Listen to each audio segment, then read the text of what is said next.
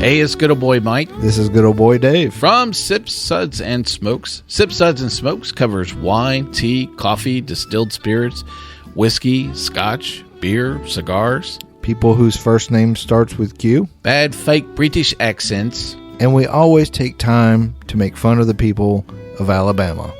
Banned once again. It's a 1-hour episode that's mildly entertaining for about 22 minutes. I think mildly would be a vast improvement. Well, we do have the only beer show with the Holy Man. We talk about these products and rate them with our unique rating system, like our Suds 5 rating.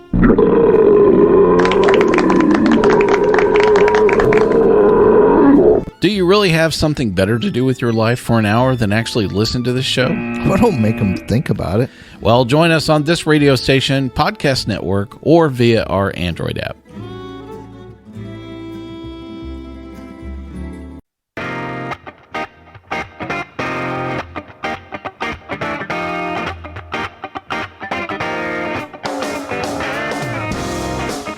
Hey, this is Blue State Rob, and you're listening to the Eric Zane Show podcast, a show hosted by a liberal Republican whose ancestry dates back to the small country of Armenia and fueled by bouts of anxiety and adult attention hyperactivity disorder, also known as ADHD.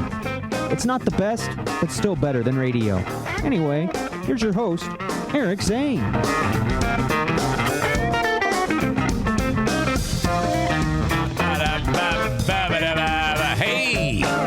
This is Blue State Rob.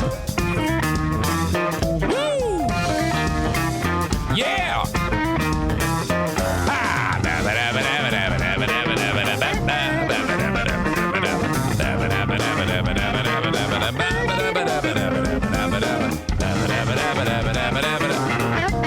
Sorry, it just got louder.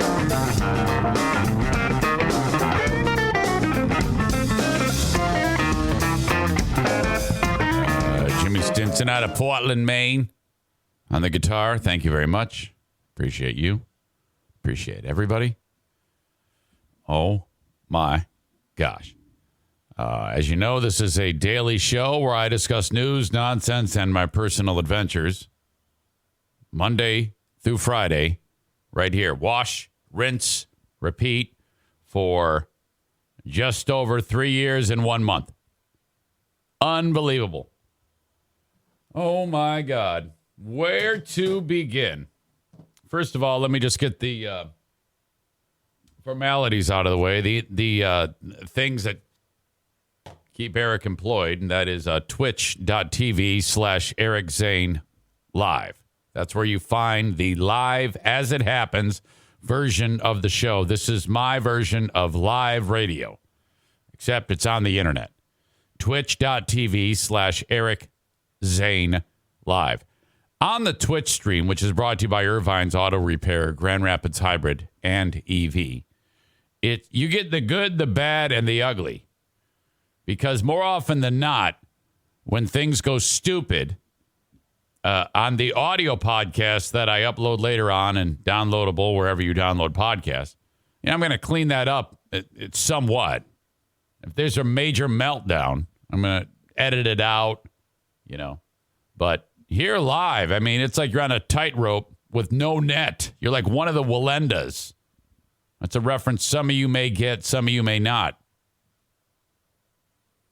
The tightrope walking Wallendas, the whole family has been walking on tightropes, generation to generation. There was one guy who was doing it in somewhere in South America. I think it was Grandpa Wallenda. And there's video of him falling to his death. Incredible. Anyway, that's me. Except I don't fall to my death. Sometimes it feels like it, but no. So that's what's going on Twitch. So if you could, while you're listening to this podcast, or if you just happen to be checking it out on Twitch, hit the follow button. Thank you. Thank you. Thank you. Okay. Oh, my God. What a weekend as we do this from the Baldwin Ace Hardware Fear Bunker Studio. Beacon of DIY awesomeness in the Northland. Got a cup of coffee here. Hang on. I got to finish this. Well, actually, it's still super hot, so I don't think I'm going to be able to finish it that quickly. It's like that scene in Pulp Fiction. They kept referring to how good the coffee was when they went to Quentin Tarantino's character in the house. Great scene. And then Harvey Keitel drinks the coffee. There's blood all over the place. It's like,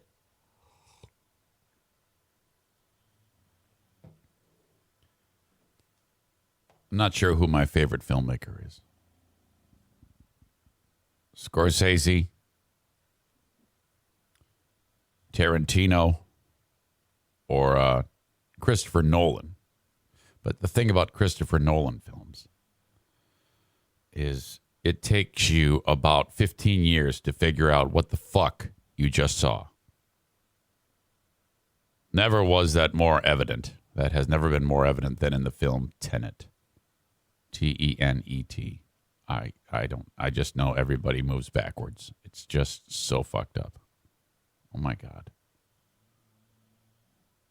Yet, from the drop, you don't know what the fuck is going on. That's not the first time he's done that to me. What was that one movie where the guy had the tattoos all over him?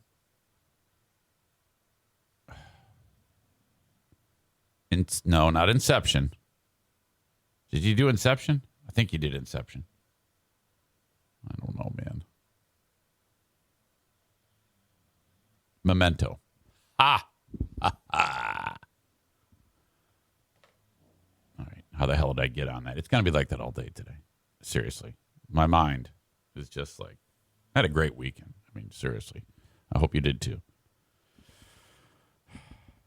So, yeah, I talked on Friday about how I am set up for some serious work to be done downstairs. Hockey game Friday night. Slept in. Saturday. Let's do this, you know. I've talked about how there's all of these pieces of door casing, you know, like what goes around the outside of the door. That's the door casing. And then trim. That this entire basement is a lot of room. There's, you know, probably 100 pieces of wood that have to be prepared to be painted. I'm recycling them. So I popped them all off, and eventually that room's going to get painted. So this is all part of the process. And it's taken me forever. 2 years. 2 years. So, oh my God. Talk about being set up beautifully. And I've said it before, but I was actually down there, and I had a piece of sandpaper in my hand. Okay? Now, this is exactly how this unfolded. I have the piece of wood, and I'm doing my thing, sanding away, and I start sanding this piece of wood, and I'm looking at this mount. I've probably halfway through what I need to get done. Still plenty to do, and I'm not kidding you. The very first piece of wood, Diana, who had been just a dynamo. I mean, it's remarkable. I mean, she's like working and vacuuming. I'm like, what has gotten into her? What is she? I mean, normally she kind of relaxes on the weekend. She works all week. Why doesn't she relax? Come on. Let's kick that can down the road. But she's vacuuming. I'm like, oh God, this is my cue. I better get going. And I know she means business because she's like cleaning the house. And she's like, oh yeah, I got to clean this. I go, oh my God, this is incredible. Well, if you're going to work, I'm going to work. She like even lights a candle. It smells all nice in the house. I'm downstairs, and she goes, hey, honey. Yes, Pooh Bear. Patriot Nick is trying to get in touch with you. I go, he is? So I look at my phone, and I don't see anything. And I go, what's going on? She goes, yeah, I don't know what it is. He just reached out to me. He said he's having a hard time getting a hold of you. So I'm like, well, that sounds about right. I mean, sometimes that happens. Plus, I'm downstairs, so whatever. I call him. Hey, buddy. Nick, what's up? How are you? Oh, not bad, not bad. And I'm like, a burden of conversation. You know, I'm waiting for him to tell me one of the Zaniacs is dead. And I'm not kidding you. That's what I thought. I was like, boy, if he's trying to reach me on the weekend like that and he doesn't, there's usually it must be something serious, or something's going on. I couldn't quite place it. Hang on. Then the hand starts to be revealed. The poker hand starts to be revealed because Diana says, while I'm on the phone with Nick, she goes, someone's at the door. Someone's at the door, and I'm scared. And I'm like, okay. I'm walking up the steps, and I'm like, I go over to the door, and I look out the window. Portland, Maine's finest. Patriot Nick is at my door. What? And I flipped. I couldn't believe it. I'm like, what? What is going on here?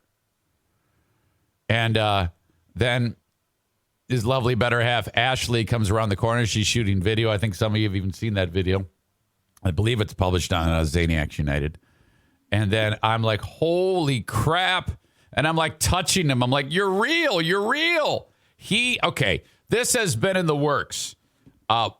Unbeknownst to your old pal Eric, the plan was made for Nick and Ashley to come all the way to Michigan, which during this crazy weather is a struggle to get anywhere. And a whole plan has been made. And then initially they were going to meet at Bosco's Pub on Friday, which we did that before. And that was awesome. That was a great event. But the travel plans got wonky, so that didn't work out. So they went to Plan B. This is the Plan B. So, oh my God. I was just like, holy shit. Come on in.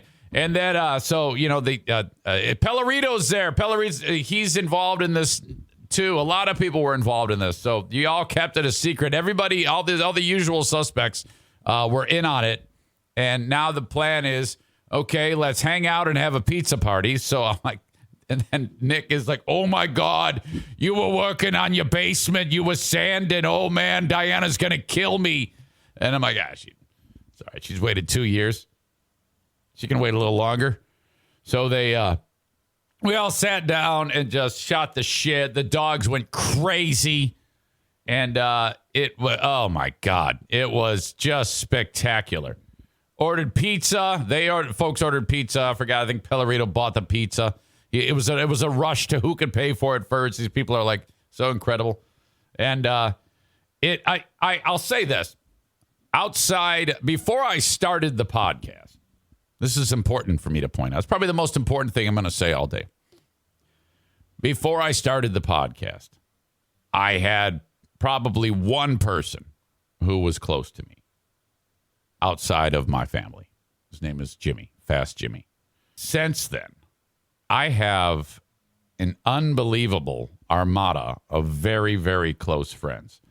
And you just kind of like you kind of forced me into podcasting. I tell you what, I have really taken to this. And it's, I didn't have a choice. You are the closest, sweetest, friendliest, most fun people and my dear friends. And I am just so thankful for you.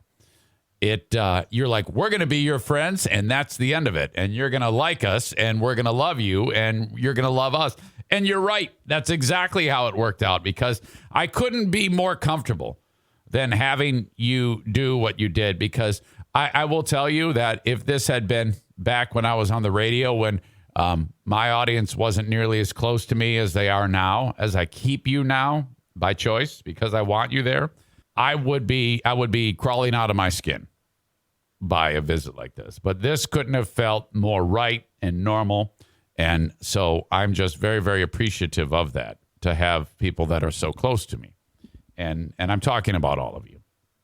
And if you're like, well, I'm not really that close to him. Well, what's keeping you? What's keeping you from doing that? Because I'm not going to turn that away. That type of love and appreciation that you've shown my family and I is become the norm. And I'm very, very comfortable with it. So thank you for being so sweet to us. So that was like the nicest thing, to have someone fly halfway across the country and then everybody make all these amazing plans, because the day was not done. Oh, no. No, it was not. And I'll tell you, I'm like, Then Megan bangs on the door. And then it's like, oh, well, come on in. Jesus, here you go. So we had Megan, Mike, Pellerito. We had Ashley and Nick. Pooh Bear was here, but she left because she had to go take care of Cece, Jackie's dog. Mike Ball dropped by. He was in on this nonsense. Brought some wonderful confection treats from Little Debbie. Thank you very much. And that was it. We're having our pizza party. And then I said, hey, I have to go upstairs. I have to go voice track. I had to voice track for the oldie station because I was on from 6 to midnight on Saturday. And as I've described to you before on this radio station, I just sit right here, hit a button to make this mic work, and I'm recording on the air segments. That's the old voice tracking. Well, I got to run upstairs, so you're in charge. So they're like, serving Kevin food and taking care of the NFK, and it couldn't have felt more right, And so I just leave. I finished that task because I actually had to get that done. That was the only thing I had to do. Everything else, I said, oh, fuck it, I'm not doing it. And then I came downstairs, and I go, you guys want some booze? Diana's got a whole bunch of shit here. I don't even know what it is, but I know she has booze in this house. And Megan said, I looked already, which is just classic. That is classic Megan. And but no, they didn't get after the booze. And it's probably a good thing because boy, as the night went on, they did plenty of that. Because had they started then, they'd be dead. After what I saw as the evening unfolded, holy shit. Oh. Okay. We're just scratching the surface on the events that took place during the impromptu, the Zaniac party that happened. That just, the party showed up and off we go. Okay. If you couldn't make it, I'm sorry. There'll be more. We are planning a blowout. And here's the thing. Last year, we did a blowout in my backyard. And that was the one where Crazy Connie showed up from Nashville. Sweet Jessica and Melinda brought this sick bitch along with them named Connie, who, if I hadn't been so oblivious, it would have wrecked my time and made it very uncomfortable. But in that blowout that we had, I noticed that this woman that Jessica and Melinda brought was extremely sassy and mouthy to me and giving me a hard time about everything, about how I was cooking the food, about how I was building the campfire. And I thought, now I've witnessed this type of behavior before. I tend to draw it out in people who bust my balls because I do it all the time. And I just thought it was her way of being silly because I did not take it personally at all when this Connie lady visited me with my dear friends Jessica and Melinda. And so, I honestly, it didn't bug me at all. In fact, she gave me a hug when she left. I said, well, I'm so glad you came. Thank you for visiting. I'm good. I'm glad to meet you. And off she went. And then I find out later on that all of that was like legit and she does hate me. And I'm like, well, that's fucked up because I gave her a hug and she seemed, wow, that's. Now, I'm not going to lie to you. When I have people that don't like me because of things I say into a microphone, and then I meet them in person and they realize that I am not an animal, I usually win them over. I have had this happen many, many times where because of dumb shit that I say on this show, they don't like me. But after a conversation and we have a good time, they're like, oh, God, you were such an asshole. But what? I'll go, well, of course I'm an asshole. That's the point. That's what you have to do. That's the only way to not have boring shit going into a microphone. Okay? I've been doing this a long fucking time. I know exactly what the fuck I'm doing. So, of course, I'm an asshole. What do you think this is, church chat? Fucking A. So that's what I chalk this up to. I find out after the fact, like a week later, that this woman hates my guts and continues to hate my guts. And I'm like, well, that's the weirdest fucking thing, because I thought we had a nice give and take Hamlet of fun. How could, And then I hear, because, and again, had they not said anything to me, I would never have known this, because I thought everything was fine. I find out from the ladies that on the way up to Michigan from Nashville, they were listening to me, and I think I was talking shit about Billie Eilish or something like that, or saying she's a stupid bitch or I hate her or something like that, that she got really bent out of shape and was bitching it. I mean, it turned into a war between the ladies because they were saying, no, you just got to get to know him. They were like defending me, and she was not. And this turned into, they actually got into a fight in the car while they're driving up to Michigan. So bad so that there was talk of one of them, or I forget all the details, or all of them, or some of them getting dropped off and flying back home. Oh, drop me off at the airport. What? But holy shit. This was the bitch who I said wanted to play me in trivia or something like that because she thought she was smart as fuck. And I think she's book smart, but she's a fucking angry ass twat whore bitch cunt. Fuck her. Okay. So that was it. And I bring this all up because we are going to have a blowout this summer. It's going to be awesome in the backyard. And that was, and this is all part of like, again, it goes back to when I was on the radio. There was always a wall between the audience and me. And, you know, it's kind of like when you don't know people really, it's difficult to, you know, what should I do? Should I have folks over? And you know, the inner circle of you have passed the sniff test. So you're all part of this wonderful group to have this Zaniac party. And it's because of your unbelievable support, and you're just, I mean, and some of you are silent partners who are kind of quiet in the background, but please join in on the fun. I would love to have you. You know, you after figuring out everybody's what makes every person tick, at the end of the day, we have an unbelievable network of close friends, people that from different parts of the country, and they're all like,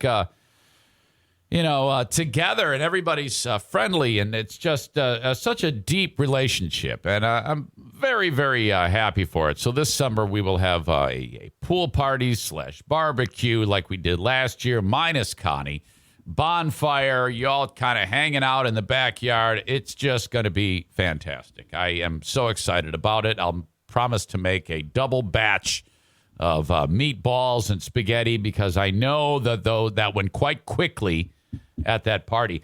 We don't have the fine details of this party yet, but it's going to be bigger than last year. Okay, it's going to be bigger than last year. I know I'm coordinating this with the appearance of the Duchess of New Jersey, and but I am going to work in earnest to make sure that it is all there. Everything is set up and ready to go. And so you all organized this past weekend. I had nothing to do with it. And there I am with Nick. And one of the first things that I noticed when Nick was at the door, actually, before I get into that, let me just quickly point out that in addition to Twitch, I would like you to do this as well. Follow me on Facebook, facebook.com/Eric Zane fan page. Also brought to you by Irvine's Auto Repair, Grand Rapids Hybrid and EV. I'm on Twitter, @Eric Zane Show. Please follow me on Twitter. Please. Brought to you by Blue Frost IT. And on YouTube. Search Eric Zane Show on YouTube. Follow me there. bell notification, thumbs up so you know if I go live. And that's brought to you by mypolicyshop.com. Frank Fuss, licensed independent insurance agent. Stand by. So when I walked to the door and I saw Nick, I'm in the house. He's down off the step.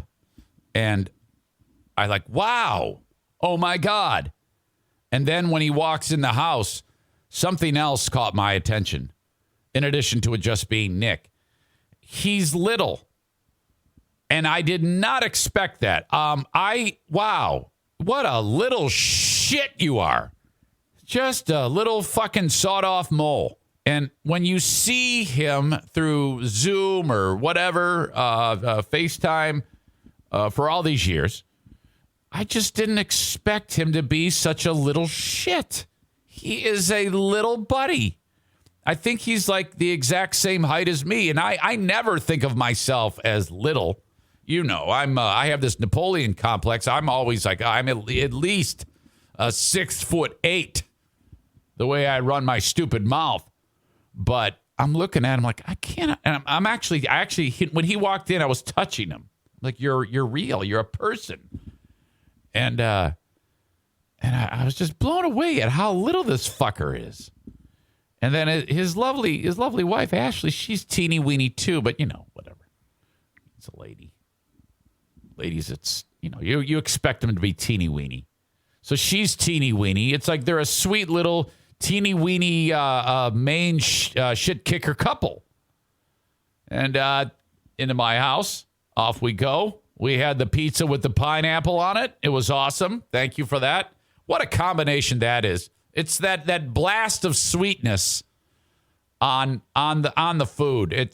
I hadn't had a pizza with pineapple on it in a long time, but it's one of my favorites. Very underrated. If you have not yet tried that, you must. Okay. That's about it for the home thing. And then the plan was off to the Griffins game. And this whole group had like a whole section of tickets. And there was a number of folks there. I'm going to forget everyone who was there, but off the top of my head, I remember Kevin Kuipers, Stevie, help me out, Adam and Michelle, the Schaefers, Marcia, Schaefer's, that would be Andrea's mother. She didn't even watch the hockey game. She was just looking for single men to take her home. Amanda. Oh, Kyler, Mrs. Kyler. Josh Brown, Mendy Brown, Terry and Beth, Dean. Thank you. Sebastian and Mike. Now I knew they were there, but when I walked out onto the ice, I didn't look. It kind of slipped my mind. Amanda says, Diana, don't forget her. So then I go and I sit down at ice level, and I'm doing my introduction. And when I welcome to Van Andel Arena, the home of your Grand Rapids Griffins. Grand Rapids Griffins taking on the Ontario Reign. Hello, everyone. I am your PA announcer, Eric Zane. And I say that, and I hear this roar of sound. And I'm like, oh, my God. And I was reminded that they're here. And then I actually said, the Zaniacs are in the house, and they roar again. It was a hell of a lot of noise. I heard you. Thank you. It was awesome. 9,500 people were there. It was a packed house. The Ontario Reign, that is not Ontario, Canada. That is Ontario, California. They are the American Hockey League franchise that feeds the Los Angeles Kings. On that team is a legendary former Griffin by the name of Marty Firk, who Marty Firk has the hardest slap shot, not only in the American League, but also in the National Hockey League. And that is no lie. Somehow he has managed to take a puck and figured out a way to shoot it harder than anybody else. And I've heard many goalies say this, that if he fires it, your only option is to just stand there and hope it hits you, because you don't have the reaction time to see it or make a move. So you just stand there And if he happens to have gotten it by you, well, then he scores. Okay. It's been a long time since I saw Marty, so it was good to see him. He fortunately got a penalty at one time during the weekend, and I had a chance to talk to him, so that was cool. But there was another thing that I need to describe to you that happened in the game, and I actually have video of this. On the Friday game, before our big Zaniac outing, John Martin of the Griffins and Cameron Gaunce got into it. And it turned out that it was just kind of, it wasn't really a fight because they broke it up.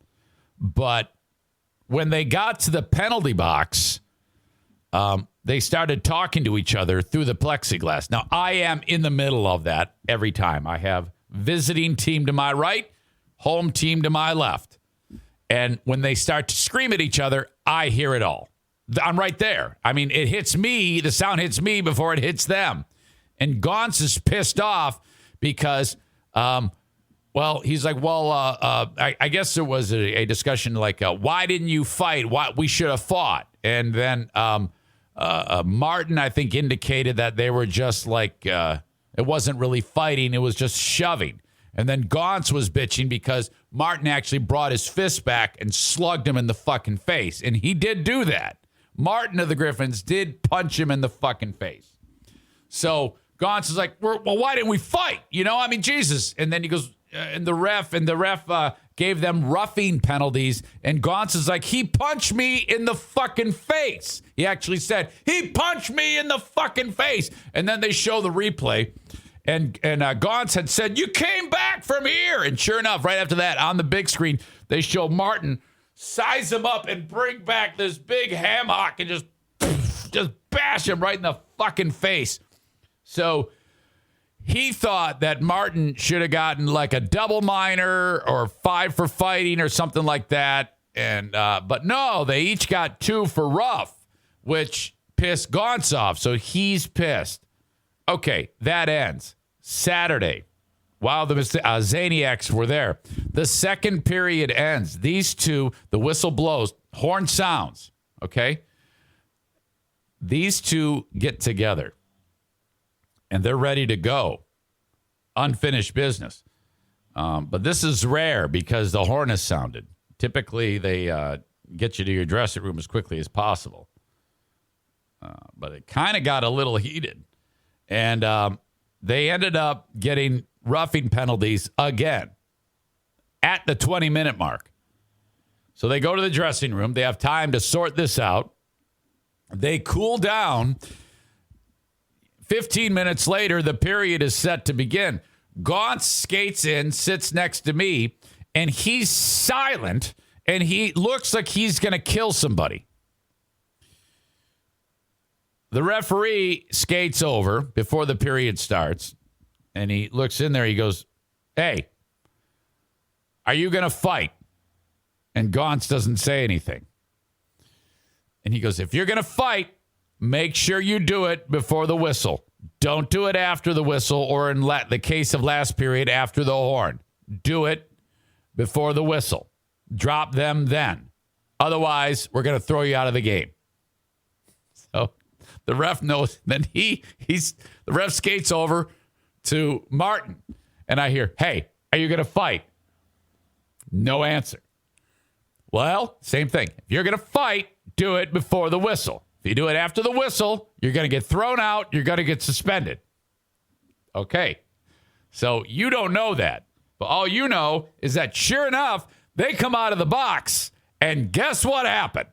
Yep. So it didn't take long for the third period to get underway. And then these two skate out. And, well, here you go. Jonathan Martin. They both have a good hand. Now Martin's got the right free. Oh. With that right and another one. Oh! Did you see Gaunce? Gaunce, watch that quick right. Watch his right hand here. And he lets go of this jersey, comes. Oops. Hold on a second. He goes. Yeah, I clicked when I didn't want to. He lets go of the jersey right here and goes under this arm and hits him right on the chin. Watch Martin's head. Those are both strong. Oh! And with a short right hand caught Martin. And Martin grabbed that right hand now as it was getting... Oh! Look at all the players banging their sticks. All right, that was pretty much the highlight in my opinion. The Griffins kicked their ass. You all saw it. It was fun. And the thing is, that team from California, they're great. They'd only lost 7 games going into that game, and they beat the shit out of us. They scored 3 power play goals Friday, and that was it. Our special teams suck, but we ended up beating the shit out of them on the Saturday night game. So home team wins it. Zaniac's in attendance, and then, okay, don't even think that this story is done because I'm saving the best part for last. I'm walking off the ice. The Zaniacs have already left. Dean, a sick fuck. Before that, I'm finishing my work at the scorer's table, and I hear a pounding on the glass, and I look to my left, and there's this ghoul hanging on to my wife and smiling, and I'm like, Jesus. It was terrible, and I'm like, let go of her. Please, come on. Amanda says, did Zane hear about what happened to me after Pepino's? I did hear about what happened to you. Before I get to the Pepino story, while she's driving home, and a young lady in tears with no coat on, and it was 0, okay? It was so fucking cold Saturday night. Comes jumping out in front of Amanda's car, like, help me. And she's hammered or on something. Amanda throws open her car and says, well, Jesus, get in here. Oh, my God. She'd have been dead, okay? And Amanda drives this, finds out her first name and where she lives, I guess, and took her home. Oh, and Kate, that's what it was. Kate was on the Zoom with Amanda. They were like, she was driving and just using the audio to speak with the group, and then so they actually were witness to this. And holy shit, that's the thing. Downtown, man, a lot of young people, they get really, really bombed, or some asshole puts something in their drink or something like that, but who knows? But it's a damn good thing that you were there, because she was in rough shape, to be sure. Holy fuck, better check yourself, miss. Speaking of drunk, I get to Pepino's, and the group is there, and it's ready to pop. And Nick comes walking up to me, little Nick, and he says, I am fucking hammered. But he didn't seem it. He did not speak slurred. He did not seem to me like he was drunk. He just said he's drunk. I go, oh, okay, well, this is the time to do it. It's a celebration. This is great. And then he says, but I'm not anywhere near as drunk as Josh over there. And I'm like, huh? At that point, Josh stands up and his chair falls. He's like, he did one of those things where his ass or his legs hit the chair and his chair falls over. And I look at him and he's like standing there, and he goes, hey, Zane! And I go, hey, Josh, hey, Mendy. And Mendy's looking cross. And the next thing I find out, Josh is upset because Mendy has obtained the keys to the vehicle because she's a wise lady. And Josh was upset at that because that's what guys do. They get drunk and then their pride I'm fine. I can drive the car. It's no problem. What the fuck are you doing? I'm going to fucking leave you. I'm going to get a divorce with you if you don't give me the keys. Hang on, the pizza's coming. Hey, Eric Zane. Good chair falls.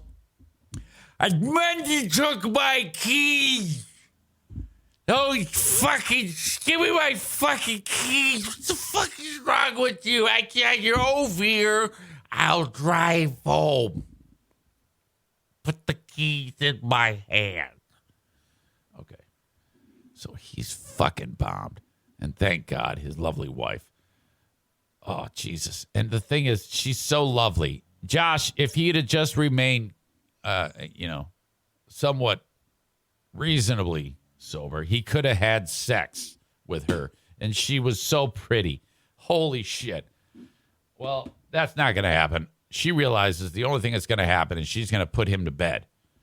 So, but we're just getting started. Now, Don and I only stayed there about an hour, and I regret that. I apologize. But Diana was watching Jackie's dog, Cece, and she was having an anxiety attack about getting home to the dog. 'Cause the dog also has anxiety, and it was fucking terrible. Anyway, that's a side story.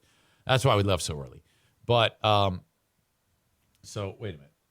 I wrote a couple of notes down of things that I had to touch on this.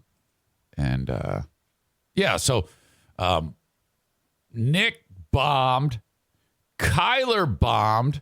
Now, Kyler's loud and obnoxious when he's sober.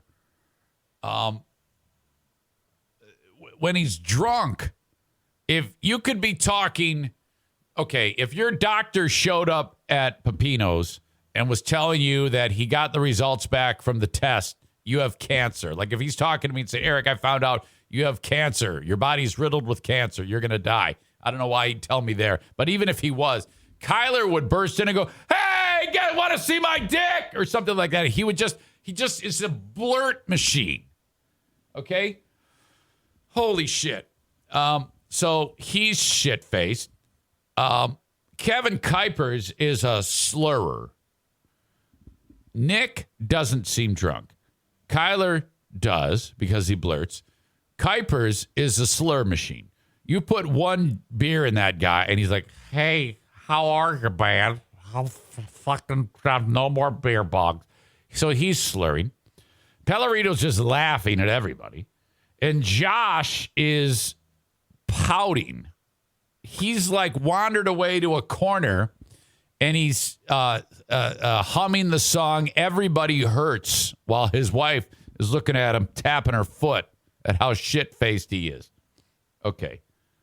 And I guess, he's not going to, he's at this point blackout drunk. The next thing I know is where Josh had a problem standing and the chair falling over, which I helped him pick up. The next incident is he was in the chair and then he fell back on the chair and he and the chair are laying on the ground. He's laying on the ground of Pepino's. And I'm like, holy shit. And everybody's laughing at him. And they're just like, oh, you're the guy. You're the one. You are the one they will speak of. Yes. Woo! That was spectacular. Just a absolute hilarious thing. Go Josh. Go was there from the Griffins. I appreciate him being there. That was fun. It just kind of unfolded into its own little scene. I have no idea who had sex with who after. But Josh and Mendy hosted Patriot Nick and Ashley. So they kept joking about a pineapple flag. Now, I don't know what that means. I've just heard stories that if you have a pineapple display outside of your residence, that means you want fresh swinger dick. But I don't know that to be sure. There was all sorts of references to it during the night. I'm not sure that actually happened.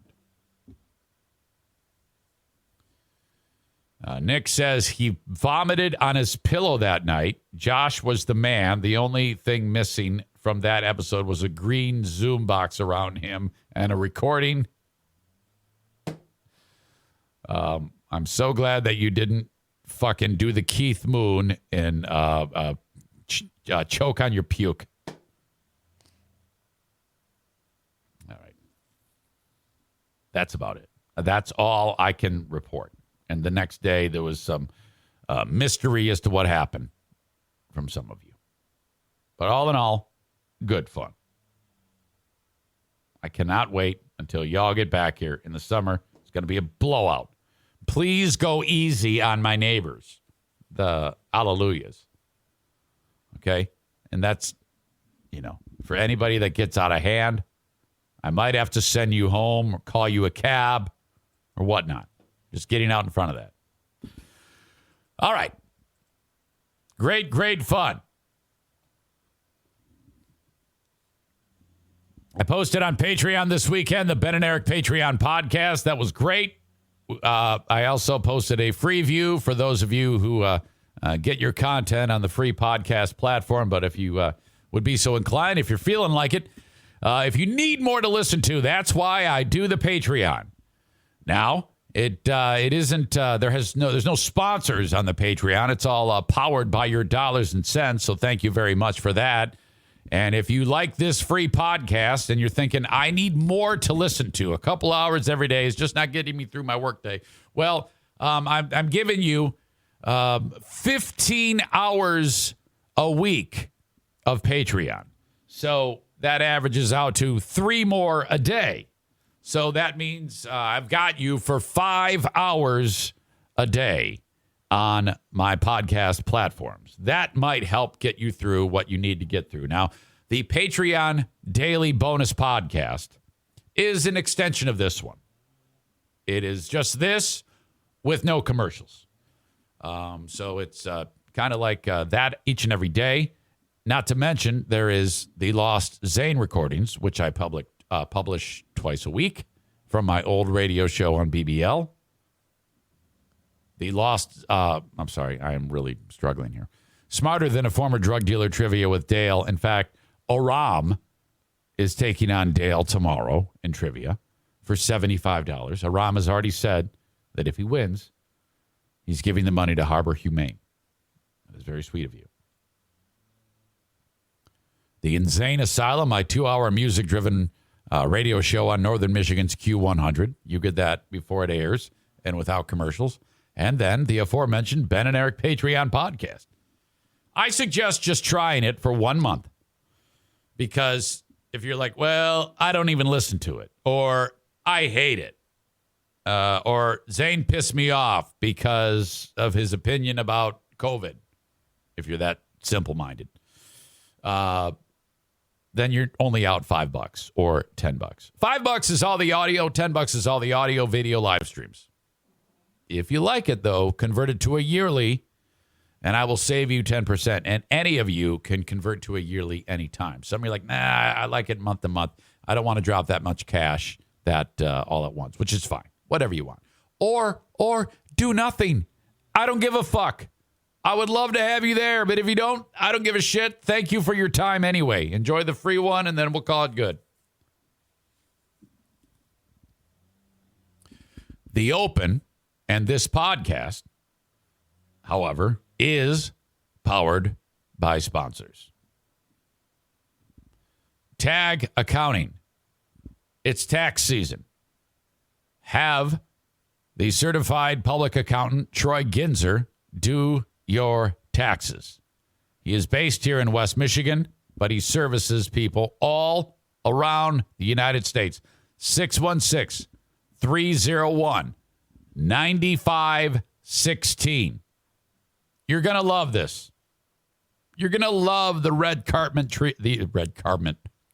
the red carpet treatment you get when it comes to doing your taxes. I know that sounds crazy, but you're dealing with the professional. It's hard to believe that the whole business of doing this yourself is a thing. I mean, come on, man. You could seriously get yourself into hot water if you do it yourself. You're probably screwing yourself on the amount of money that you get back. Don't miss any of those details. Just have Troy do it. Call 616-301-9516. Barb or PJ will answer the phone. Barb runs the office. PJ is kind of like the gopher. Troy is busy working his ass off on returns. You can also go to their website, tagcpa.net, and all the contact info is there. Hands in on the website. By the way, I got a hands in on the website image from Mike Ball. Sent me a screenshot from the Striders website, the running shop that I frequent. Their website has hands in stock footage. If you see a hands in page on a web page, I would love to see it. That's what people do nowadays. This is what you do. If you do hands in on your website, make it like all black hands. And when I say black, I mean like Kenyan runner hands. Because, I don't know, just to be different, especially in this white portion of the state. Sorry, I'm kind of going all Joe Rogan here. Boy, are we going to talk about Rogan. We are going to unpack Rogan like you wouldn't believe here. I've got so much Joe Rogan shit coming up here that you're going to be like, holy fuck, it's like the Joe Rogan show. I can't wait to unpack this. I get excited when I hear about people in hot water. I really do. Because I like to pay attention to it and then give you my thoughts on it. That's what I'm paid. That's what you pay me to do. Tell you how I feel. And I'm going to do that today. I got a phone call from Rick from TC Paintball. I think I'll save that. I'm going to save that, actually. Oh, my God. He is the biggest Joe Rogan honk in America. Oh, my God. It's some guy on TikTok.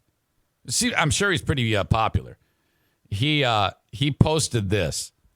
This is apart from all of the Rogan stuff that is currently the hot button thing, all the racist shit.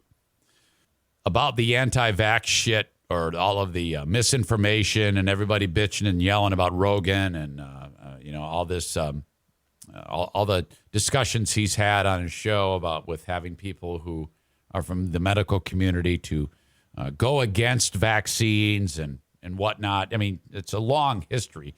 Well, this dude on TikTok went back in time less than 2 years ago and pulled a clip from Joe Rogan that is so fucking damning. It's incredible. And what's interesting about the whole Rogan thing is all of this material that is fucking him up right now is in plain sight. It just took someone to go back and listen to it. And wow, that's kind of a story in itself, how everybody is playing his own words to make him look like a schmuck. Now, I'm not indicting anybody in any way and saying right or wrong or this or that. Well, I guess I kind of am. You'll have to wait and see when I get to it. But listen to what this guy did. Now, if you listen to Rogan, like Rick, he called me up and he's like, he says, of those two guys that he had on that everybody is bitching about, have you listened to those shows? And I'm like, no, I haven't. And he goes, well, you got to listen to those shows to hear what they have to say. And I said, okay. And then I did. I didn't listen to them all, but I formed an opinion. I said, my only problem with Rogan is when he brings on these people who say the opposite point of view is he is so in the weeds, he can't really challenge them. He can't play devil's advocate, so he comes off as like almost endorsing them. He doesn't say shit, He almost like says yes and to them. And that, to me, is probably what a lot of people have problems with. But I digress. Listen to what this guy does to Rogan. I'm going to say something that is going to make most of you want to swipe past this, but then I'll explain. The last 90 seconds of this video is going to be a clip from the Joe Rogan show. Wait. Wait. On March 10th, 2020, roughly 3-4 days before. Well, I'm out in San Francisco. That was 3 or 4 days before everything out here shut down. 23 months ago. COVID. Joe Rogan interviewed a doctor, a disease expert, infectious disease epidemiology, a guy named Michael Osterholm, I think he's from, works out of Minnesota, and he's awesome. He's a straight shooter, and he tells it like it is. And Rogan had him on, and he interviewed him, and this is when Osterholm was like, this is going to be bad. There's going to be like 600,000 dead Americans, and everybody lost their fucking minds. But the clip that I'm going to tag onto the end of this is Joe Rogan talking about how amazing, miraculous, and valuable vaccines are. It was less than 2 years ago. He's lost his mind with all that Spotify money. No, and so that's what we need to do here. We need to just have straight talk. Don't tell them it's low risk. That's like the hurricane, okay? You know, I would be really mad at you if I thought you were a hurricane forecaster and you knew this was coming, but you kept telling me, oh, it's low risk, don't worry about it. Right. Yeah, once it hit. Yeah, so that's what we need to do today is just say this is going to be challenging. And we're going to get through it, though. We are going to get through it. I hope this wakes people up to the value of vaccines, too. There's so many wackos out there that think that vaccines are, you know, a scam or they're dangerous or there's so many people out there that won't vaccinate their children. I know. And that's one of your best shows you ever did was Peter Hotez. Yes, he's a dear friend of mine. guy. I do too. He's a dear friend of mine, as you. And, you know, he is one of the champions out there on this very issue. Yes. I couldn't agree with you more. I think that's really an important point that, you know, we got to get this idea. These vaccines can be life-saving. If we had one right now, think how different this situation would be in we're in right now. Thank you for what you do say about vaccines, because people listen to you, and we need every positive voice because we have so many crazy voices out there right now that are so paranoid and delusional, and they want it all to be a conspiracy. There's been an amazing medical innovation in human culture, and that's vaccines. It's amazing what it's done. And have there been adverse effects on people? Of course, everything. Everything that people do. There's some people that are going to react in a bad way. It doesn't mean it's not a positive thing. Yes! Correct!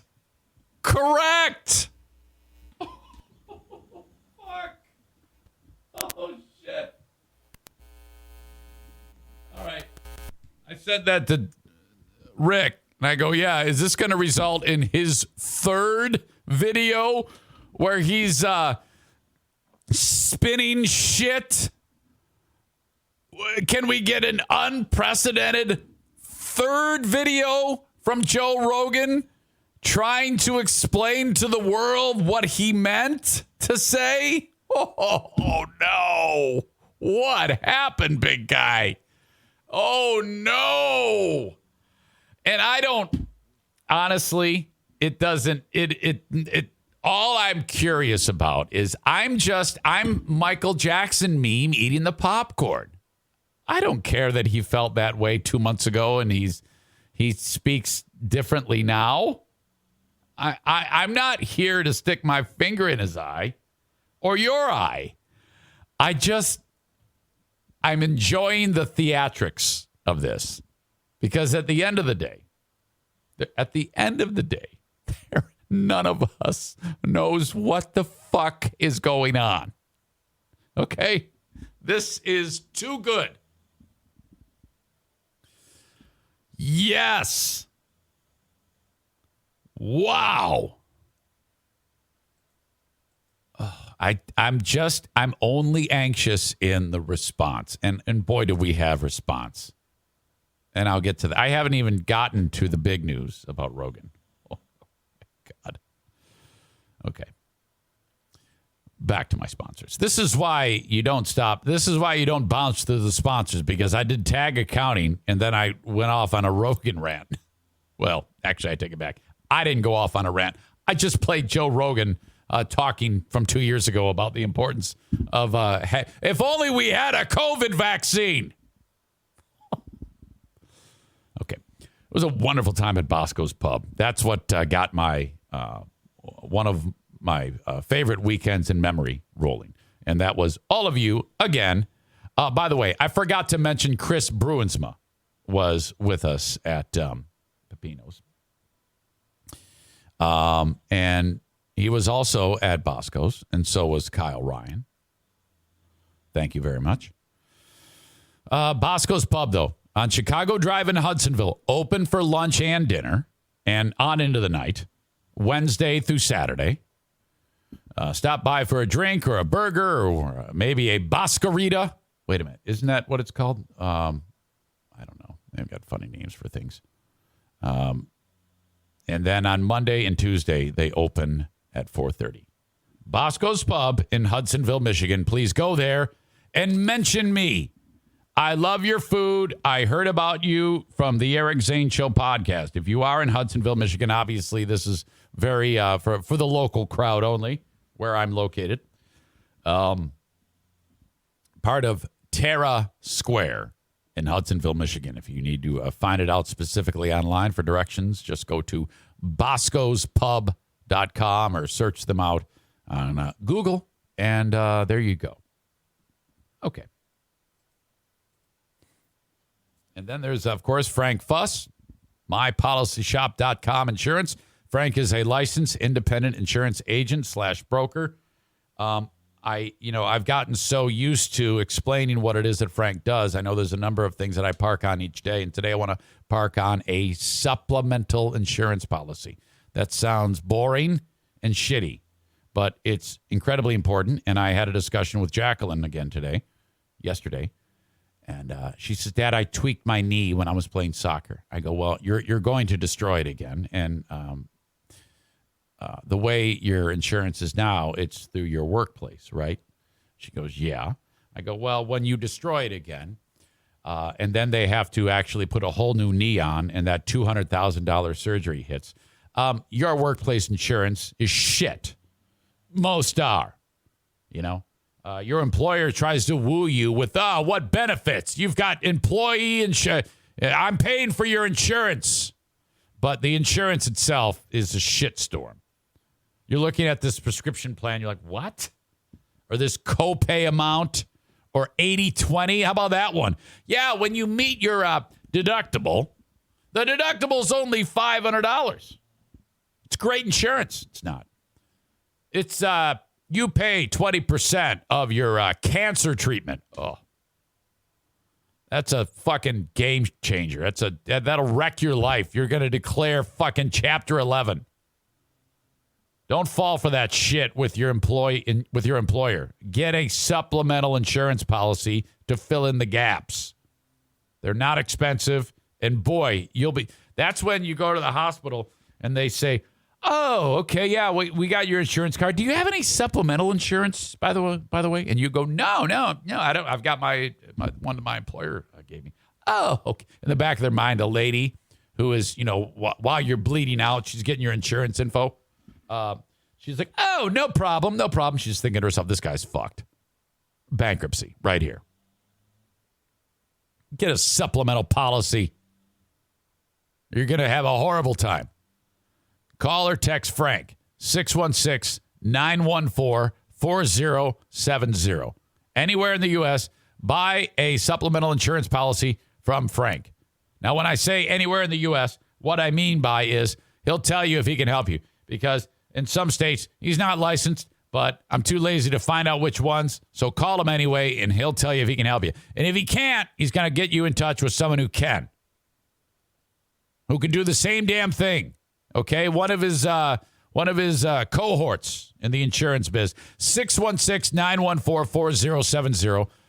Call or text Frank Fuss and say, Eric Zane sent me. I need a supplemental insurance policy. Please tell me all about it. That's all you do. I explained that to my daughter, and it's just in one ear and out the other. It's like, when are you going to start to adult? Okay, you're a big girl now. You have your own insurance. Come on. Damn it. I started the show without a jug of water. That's awful. Welcome in on Twitch if you're just getting here right now. Thank you for being here. This week, I posted about it on Facebook, is Fire-versary. The biggest of Fire-versaries that I have. Leaving Cumulus was a good one. on January 4, getting fired from Cumulus because 2 days later I was podcasting. So that's huge. This Fire-versary, there wasn't a long feeling there was a long period of anxiety following this Fire-versary, which is technically February 16, 2016. February 16, 2016 is Fire-versary from GRD. And, obviously, I've gotten over that. And I talked about it on Facebook, and I think I just want to read from that and then jump around from there at all of this. And I sat down yesterday, and I actually thought that yesterday was the anniversary of my last day on the air because,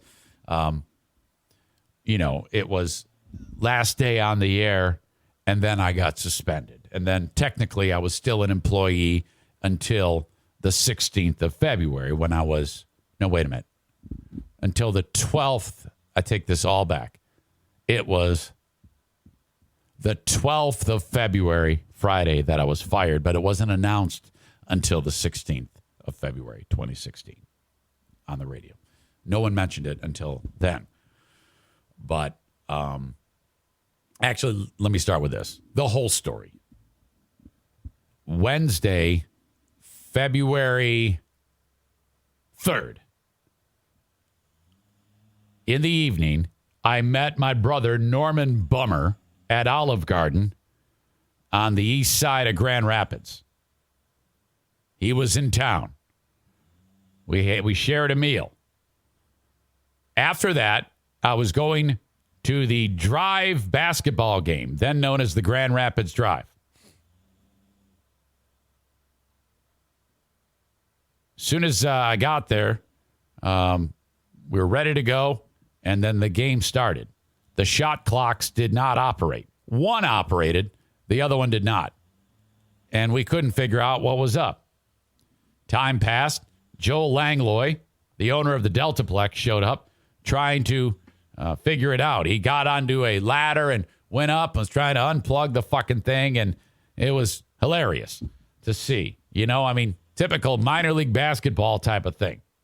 The Deltaplex has a reputation, too, so in my mind, I'm formulating a storyline for the show. Now, truth be told, the Deltaplex is a fine facility, and I don't want to get myself canceled again. But at the time, I let it become the fodder of my bit that I did the following day. Made even more funny when the referee comes up and he goes, "You there, I need you to stare at this shot clock. And when it gets down to 10 seconds, when the team is on the other end of the floor, because their shot clock is not working, I want you to start counting down from 10 into the PA.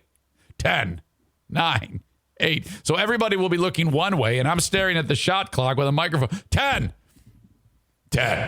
9, 8, 7. That's my job. Terribly embarrassing. So that's funny. The next day comes.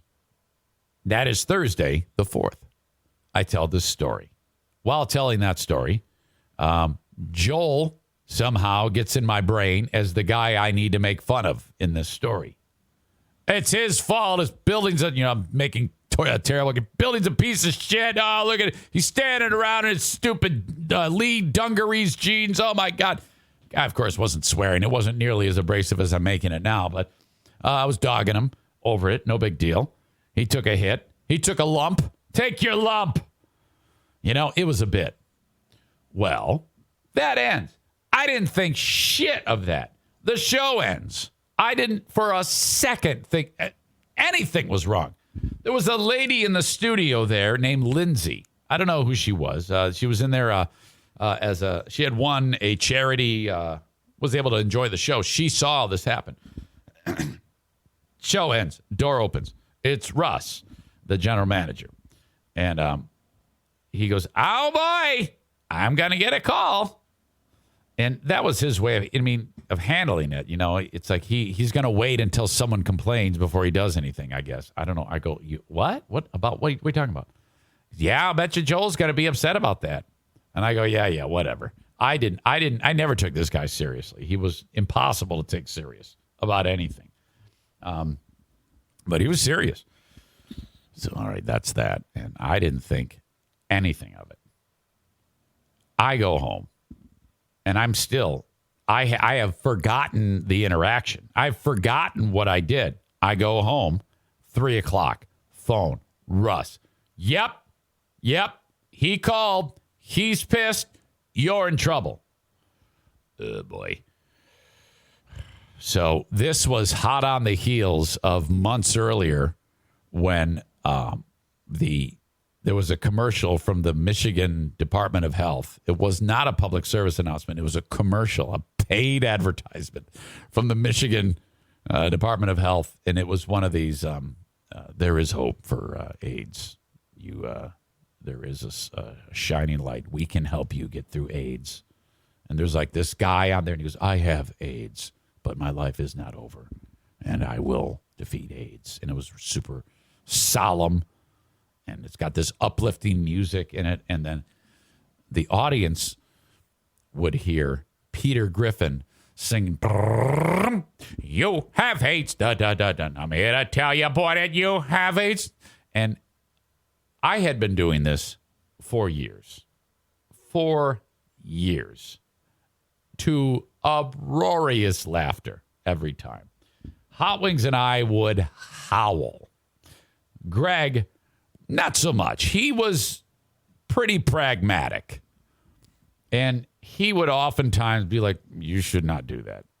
But I was kind of like a bull in the china shop. I'm like, oh, fuck you. I'm going to do it. And this is fun. And I love it. And nobody said shit up to this point. So I don't give a fuck. I'm doing it. And he would always, and he was right. He would always be like, I don't know, guys. This is, and then always and I are dying. We're just fucking hit the button. You have AIDS. Then we had a drop of Liam Neeson saying, I've got full-blown AIDS. And then there's another clip of another comedian saying, I think it's Louis C.K. saying, yeah, would you please just die of AIDS? Now, that is so fucking funny. You would have to be, I mean, of course I don't want anybody to die of AIDS, but this all goes back to make these fucking people laugh. Do whatever you need to do. It doesn't matter. If they laugh, it doesn't fucking matter. Make them laugh. Make them uncomfortable. Do this. Go for it. And don't let up. And when they complain, do it more. Okay. I'll do it. You add into the mix that our show had the juice. We could do whatever the fuck we wanted, and nobody was going to bat an eye, ever. My dear, one of the guys who brought us to the radio station is Phil Catlett. I've talked about this before. He was a tremendous general manager. He led us to great heights because of the suggestion that we stop playing music. And boy, was he right. We did not want to do that. We're very scared about that. But he goes, just slowly but surely weed out the music and just talk in and out of the segments, and more people will listen. And he was right. Thank God for that. It's one of the driving catalysts to make the show what it became, a successful talk show. I'm playing Will You Please Die of AIDS, and if I'm using that as an example, but whenever I got in trouble, Phil would just fucking fix it. I'm like, and he might say, oh boy, you really got yourself into a pickle there, Eric Zane, but we'll figure it out. He's making money hand over fist. The radio station's fucking licensed to print money. It's fucking awesome. So, it's a very fertile environment to be a cock. New ownership. A couple of factors that writing on the wall for your old pal Eric. Kosan takes over on the syndication. we were self-syndicated before, but then Peter takes it over, and Peter's a little bit more concerned about the direction of the show and, our attitudes and how we treat callers, which I loved.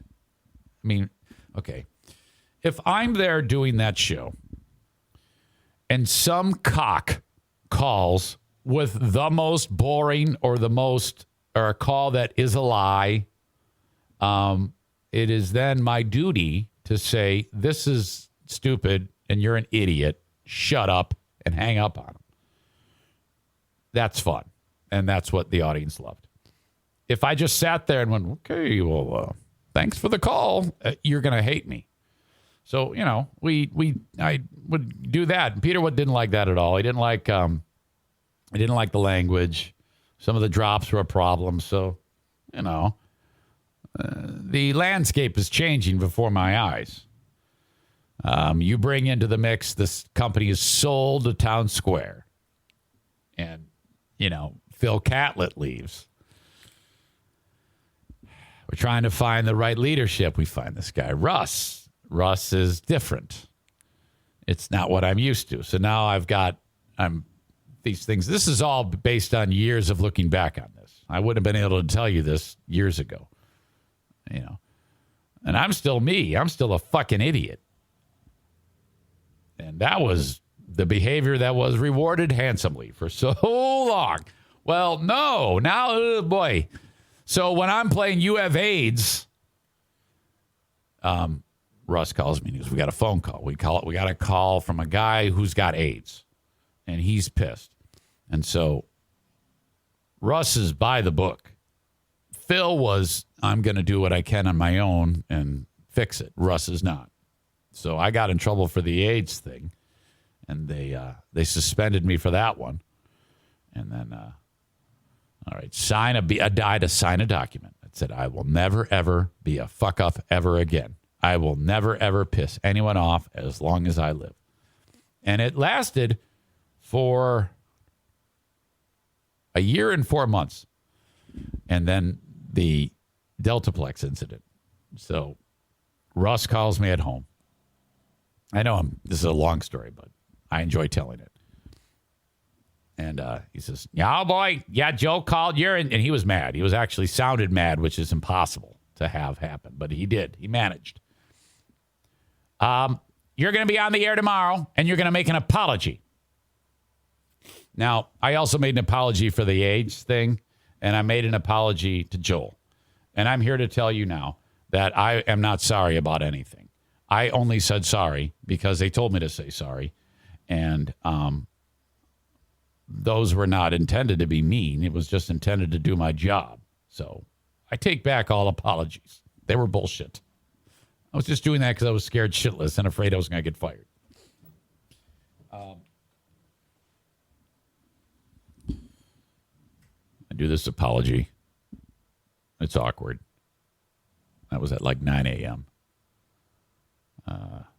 Ray Bentley comes in to talk Super Bowl. The Super Bowl's in 2 days.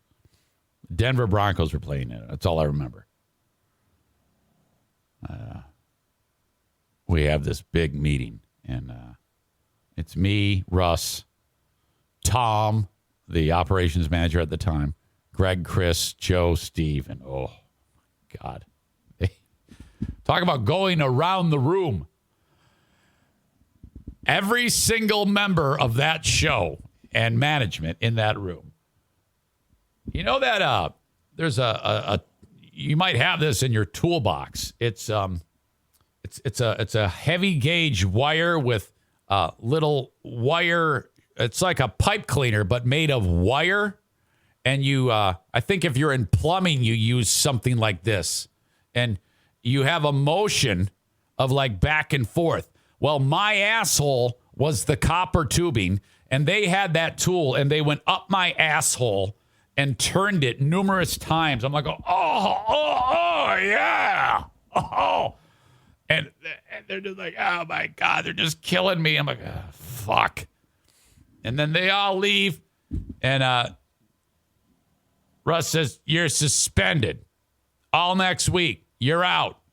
And then we'll let you know if you still have a job. So I go, okay. So I got fucked hard. And I walked out of there. I was like, oh, shit. So then that was it. Now, I bring this all up because I'm at a point now where it's like, I can laugh about it. And I hope you're laughing about this story, too. Because I talked about it on my Facebook post because somebody actually asked me a question, and I answered honestly. And someone said, if you could go back and do it all over again, would you change anything? And I answered honestly. I go, I would say prior to the podcast, even maybe in the early stages of the podcast, I would have gone back to that. But I'll tell you now, honestly, that if anybody wanted me to do radio for them, or if it would never happen, but if they said, hey, we want you to come back on this show, I would not do that. It's whatever. It's you move on. I've built this thing here, and I've got these incredibly close audience members. I don't even like calling them audience members anymore. My friends. It's fucking great. No. I love the way things are right now. So it all worked out. It's all good. It can only be looked at now, looked back on, and laughed at. That's what this is. It's now funny. And I even see people now who are not over it when I made that post on Facebook who are still very, very upset about how it all unfolded. And it's like, oh, come on now. Honestly, you everything is good. Everything is fine. I wrote, it's another Fire-versary as it was 6 years ago yesterday that I did my last show with FBHW. I didn't actually get fired on that day. It was yet another suspension over the shot clock, making fun of Joel's pants fiasco. The suspension was for a week. The whole week was a big bummer, coming to grips with what I figured what was next. Friday, February 12th was when I got called back into the station to be fired. Speculation was rampant at this point. All the people were talking online. Where's Zane? Where's Zane? The weekend came and went. Monday arrived and the show was suspiciously off for, of all things, President's Day. Tuesday came and I was laying in my bed listening to the announcement made on the radio that I was fired. And that was it. Then I wrote, I wouldn't change a thing. Ups and downs, good times and bad, more suspensions at my next job, another firing. And after all that, I'm happier now than I've ever been. My audience are my friends. We've become super close, and I love them despite half being anti-vaxxers. I was in no way capable to start a podcast on my own 3 years ago. Yet your encouragement and support has made me more confident. Thanks for that. I'm very grateful. I'm lucky and I count my blessings every day. Being home doing the show has given me a ton of flexibility for things I'd not be able to do if I had a real job. Special thanks to the love of my life, Pooh Bear, for yelling at me when I behave like a child. Also, thank you to her, my kids, and the NFK, who doesn't know is referred to as the NFK, for the constant supply of storytelling material. Much love, your old pal, Eric. So that is that. I will say, though, looking back on that week, oh, my God, that did throw me into the world of anxiety and depression. And it's weird to think that can do that because, I was, had no cares in the world prior to getting fired. No, nothing holding me back, nothing to cause me any bit of anxiety. But then all of a sudden, that uncertainty made me, my body has changed. It caused a massive anxiety attack, which led to depression for a bit. Thoughts of suicide, of all things, more than once during those weeks. Got through it. Thank God for the medication and some encouragement from my counselor. And that's what I got out of the deal. I also got more than $100,000. Thank you, Greg and Chris, for dividing it up fairly. I appreciate that. Thank you.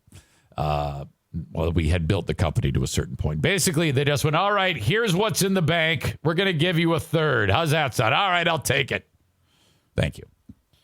Well, you had to. It was 1/3 mine. But anyway, and I got anxiety, depression out of the deal.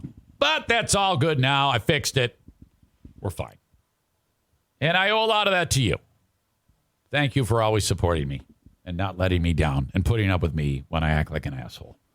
So there you go. In a nutshell, that is the Fire-versary. Seriously, I look back on these things as positives. No shit, man. Because I just sat here for the last hour and 27 minutes and talked about the joy you've brought me, the friends, the family, the ups and downs, the storytelling that goes along with that. I've got sponsors all over the place who've come out of the woodwork and continue to support me. And the Patreon thing, holy shit. I have no complaints. I am willing to do the work to keep doing this, and I'll do it for as long as I can. Thank you. All right. Where are we? You too can become a sponsor, just like Rick from TC Paintball. I'll get to him in a second. If you are thinking about wanting to get some marketing done, reach out to me, Eric at ericzaneshow.com, and I'll tell you how it works. Rick from TC Paintball, him and I are getting set to announce our next date for Paintball War 18. All right? The last one was an unbelievable success with nearly 40 of you, in large part thanks to the Honduran for bringing 22 of his people. Actually, it might have been more than that. Thank you so much. TCPaintballGR.com if you want to book an event. Rick reaches out to me half flustered because of my discussions about Rogan. I'm like, dude, come on. What the fuck? What do you want me to do? Not take a stand? Rick's always trying to pin me down in hypocritical moments. He always does this. Every month or so, a couple of months, I get him calling me out about something, and then I set him straight, kick his ass out the door, kick him in the back, get out of here. TCPaintballGR.com. The latest one, I sent him that clip of the one I just played you, and I still haven't heard back from him. Hey, what do you think about this one, Rick? You ding-dong. Book a party at TC Paintball.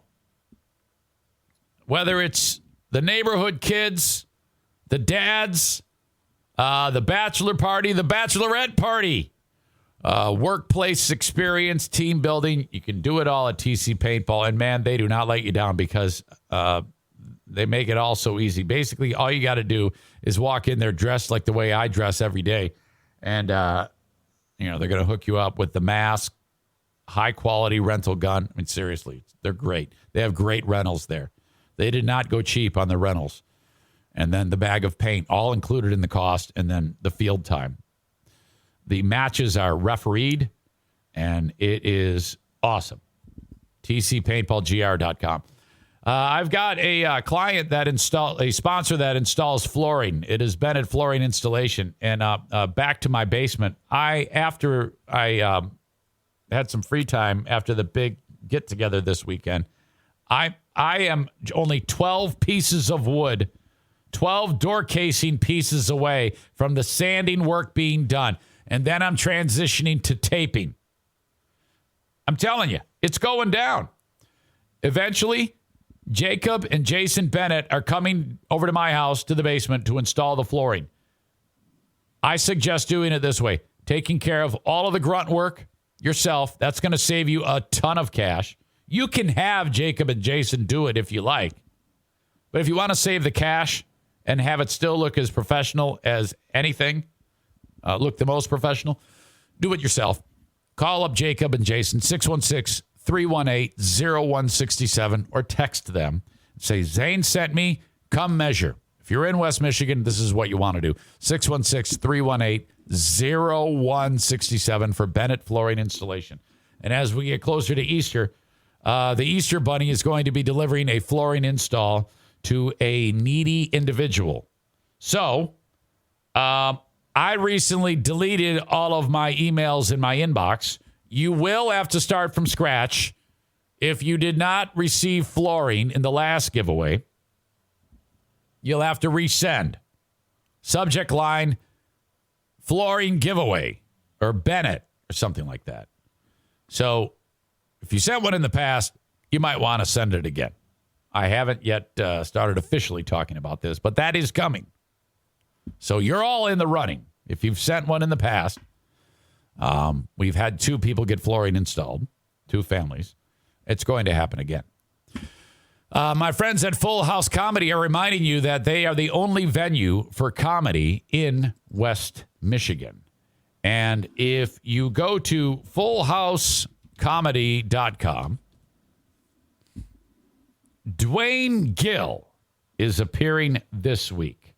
Wednesday, he will increase the population of black people for one night from 0 to 1. Let's see. Is he also appearing? Yes, he is appealing. He is appealing on. He is appearing on Saturday, February 12th. For what is this? Muskegon Oak Ridge Senior Mystery Party fundraiser. Oh, I know what this is. This is at Back Alley Comedy Club in Muskegon. So if you go to that show, it's your cost to get in is going to help fund the school fundraiser. Big Dick Donnie Veltman does that all the fucking time. Very cool. There's more than one venue, though, for Full House Comedy. The Grand Rapids Comedy Club, part of Creston Brewing, it has Thursday, Steve Trevino. Also Thursday, Mike Cannon is live at the Rockford Corner Bar. So eat a hot dog, go to the Corner Bar. All right. Everything else is listed at fullhousecomedy.com. Robert Kelly Park Theater in 10 days. Thursday, February 17th. BECMCK on Twitter. You look new because you've got the green EZ badge. I think this might be your first time making comments on my Twitch stream. Welcome to you. Do I know you? That's the thing about Twitch. I'm always like, who are these people? Sometimes I just don't know who it is. But welcome. I see Styx Swim Champ is here. Styx Swim Champ. I actually featured him on the show during the whole Joe fiasco with, oh, God. Well, I'm not going to go there. But anyway, he was on. He's kind of like, he's one of those listen to both shows, like both shows still, which I get that. And I actually, that's good. Just as long as you listen. I don't care. I don't care if you listen to both shows. Thank you. Let's see. I'm just looking at comments now to buy time, waiting for my freaking iPad to charge. In fact, let me go back to the Facebook post that I did. And I was happy because I didn't get too many people calling me an asshole, which always shouldn't bother me, but it does. Andy O'Reilly, who does what I'm doing, but well before I ever started doing it. And a longtime radio veteran, he makes a great point. He writes, I, too, at one point thought that a radio tower was the reason I was successful. He says, authenticity taught me different. And I'm happy for you, man. Dennis G., who's a terrific listener, audience member, it says, I have fond memories of listening to you on KLQ, Andy. That was good radio. Fun. Back then, in my humble opinion. Thanks for everything, Eric. Brian writes, I saw you at the Griffins game last night. You're a great entertainer, and you have helped me through some stuff over the years by staying true to yourself. Jimmy suggests I do a show with Joe Volk and do a podcast together and unite the original Poor Boy back together. Those were some funny days back in the 90s at Z93. Yes, but this is the thing with me. The most chemistry I feel right now, because doing the lion's share of what I do on a microphone is alone, that is the most comfortable thing, without a doubt. There are a handful of people that I'm comfortable talking with. It's become the Zaniacs on the Ben and Eric Patreon podcast. When we are all together, It's usually about the same people, give or take a few, but we've done it so many times now in the past year and a half that's where it seems to be. There is a certain level of chemistry that is growing between the group. So they've kind of become part of the show. I also find chemistry with Stu McAllister, Jason Thierry, and Ben, obviously. And so it seems like work to just start with someone new all over again. It seems like, oh, God, I don't want to. A lot of nice comments. I really appreciate it. Ken writes, Eric, you don't give yourself enough credit. Yes, the audience at the end of the day is what moves the meter, but you have to ask yourself something. Why do they keep coming back? Why do you have such a strong, loyal following? He writes, why are your supporters so dedicated to the cause? Because you give something different than the rest of the old Radiohead, something different than the dime a dozen podcasters out there. You are unique, genuine, raw at times style is what sets you apart from the crowd. Be proud of that. I am. Thank you. I appreciate that. That is very, very sweet to say. This one guy, Jason, writes, at least you've moved on with the Jim from The Office meme where he's drinking the coffee, giving you the side eye like, you asshole. A couple of, do you ever talk to the guys at Freeburn Hot Wings? Of course not. No, we do not speak. We do not speak. I don't see that ever changing in any way, shape, or form. I don't see that, but there has been so many moments where they would want to strangle me and I would want to strangle them. Too many to count. Such an incredibly long conversation would need to take place. And there is so much resentment. I resent them like you wouldn't believe. And it doesn't even have to do with the firing. And they feel the same way. So, fuck it. Who gives a shit? Can't keep everybody happy. No big deal. Everybody's got their own thing now. I actually don't even feel mad right now. Because I'm human, and after the most recent thing that upset me passes, you're like, who gives a fuck? I'll go this far with you.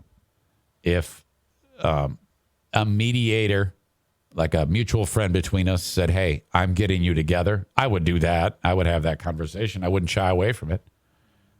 If I was invited to any type of discussion with them, I would absolutely do that. I would be hypocritical, and I know Rick would love that because he's always trying to make me look hypocritical. I would absolutely do that. Why not? It'd be a good fucking time. I'd probably laugh. Okay. Rogan Gate. The Neil Young thing is gone. I talked about this in great detail on Patreon, and it centers around India Ari. Now, to be fair, Ari, she did a video and she featured the clips that I'm about to play for you of Rogan that are causing him so much trouble right now.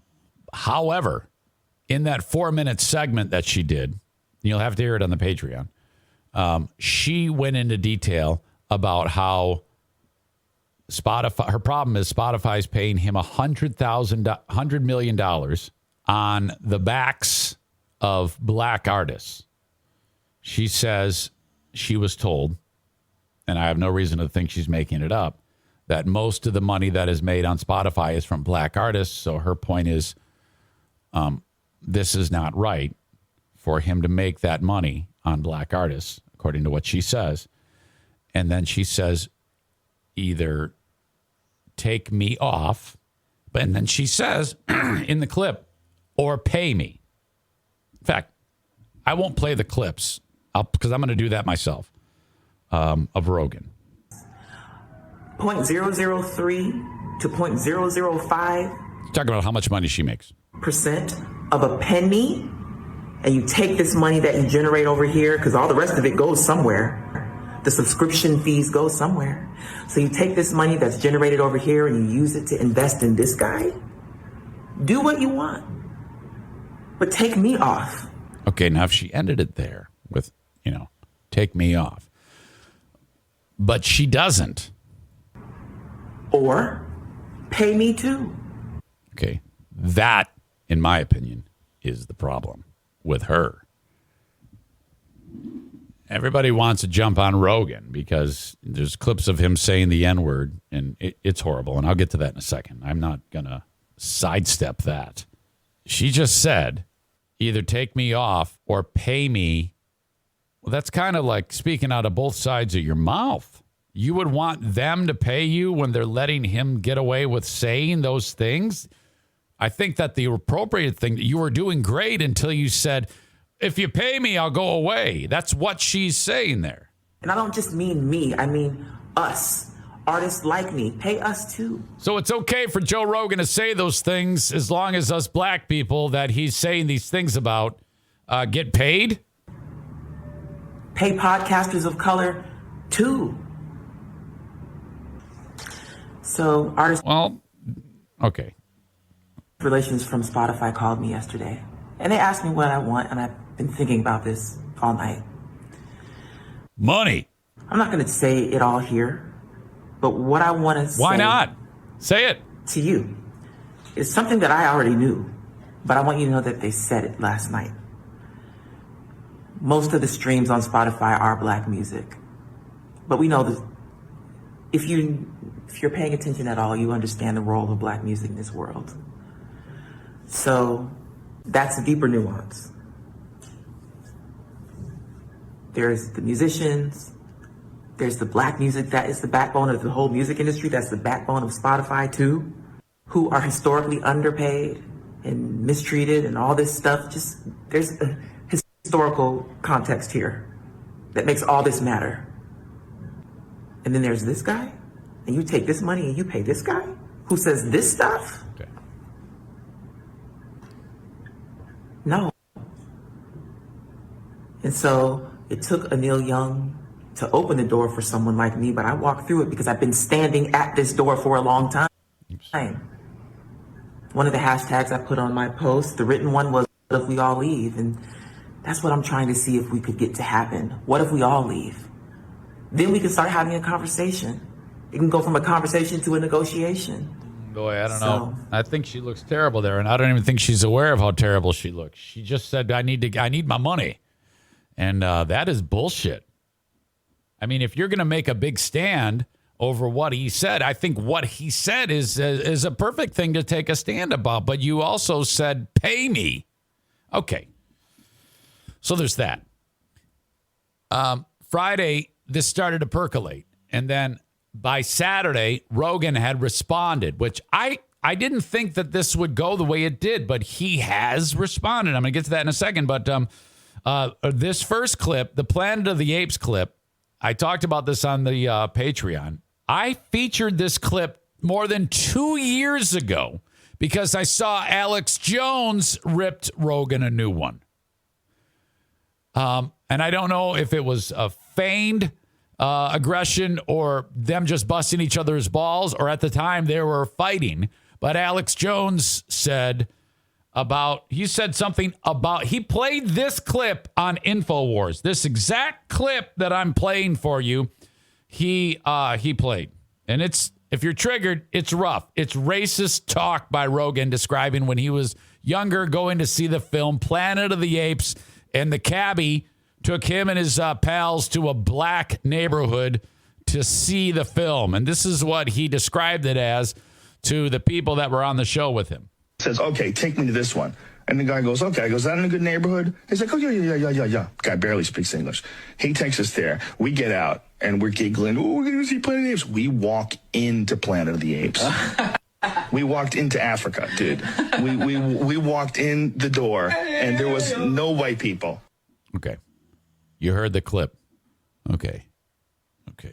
Actually, let me play the other terrible clip he plays first, and then I'll play you his response to this. This is a supercut of Joe Rogan saying the N-word.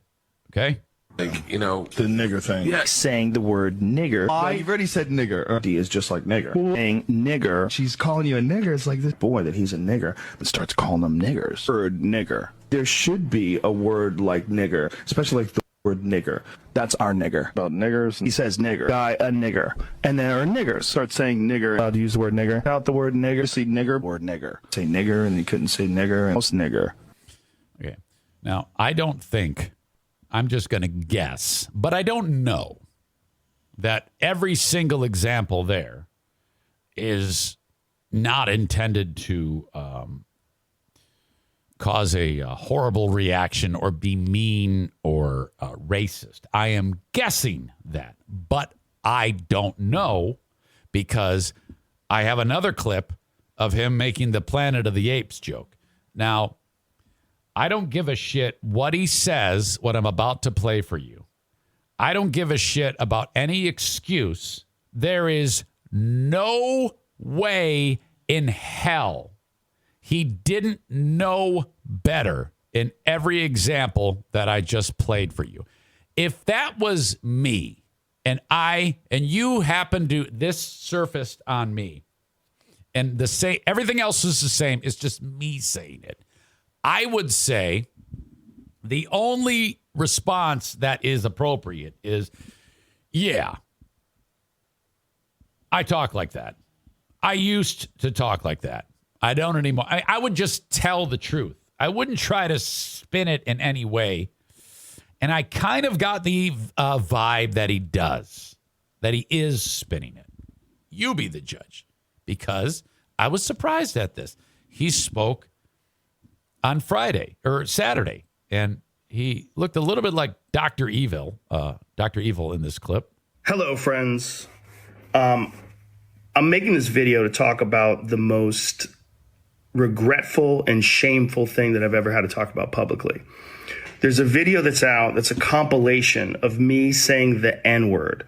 It's a video that's made of clips taken out of context of me of 12 years of conversations on my podcast, and it's all smushed together, and it looks fucking horrible, even to me. Now, I know that to most people, there's no context where a white person is ever allowed to say that word, never mind publicly on a podcast. And I agree with that now. I haven't said it in years, but for a long time, when I would bring that word up, like if it would come up in conversation, instead of saying the N-word, I would just say the word. I thought as long as it was in context, people would understand what I was doing. For a guy who prides himself on being so well-read and well-versed on these things, I don't know how the fucking hairs don't go up on the back of your neck when you say that even once. Are you telling me that with millions of people, every podcast hearing your show, let's say on the very first time you said the N-word, are you suggesting that no one responded and said, hey, Joe, that's kind of a shit show what you're causing right there with your usage of the N-word? I do not buy, I did not know that saying the full N-word was going to be a problem. That's the one of the biggest lines of bullshit I've ever heard come out of a human's mouth. You just said you think that if you just say the N-word, not in a derogatory manner, it's okay? Come on, man. Holy fuck. Just say the word. I thought as long as it was in context, people would understand what I was doing. Like that context was part of the clip we were talking about Red Fox, how Red Fox said that word on television in the 1970s, and how times have changed so much since then. Yet you're not aware of it, so you're just going to use it. Or about how Richard Pryor used it as one of the titles of one of his albums. Or I was quoting a Lenny Bruce bit, or I was quoting a Paul Mooney bit, or I was talking about how Quentin Tarantino used it repeatedly in Pulp Fiction. Or I was talking about how a Netflix executive, ironically, used it because he was trying to compare it to another offensive word. Okay, so now he's providing context for every single one of those things. Why don't you just throw in, or it was me using the word when it's become like a fucking paradox. He said it out loud and they fired him. Not calling anybody or just saying the word out loud.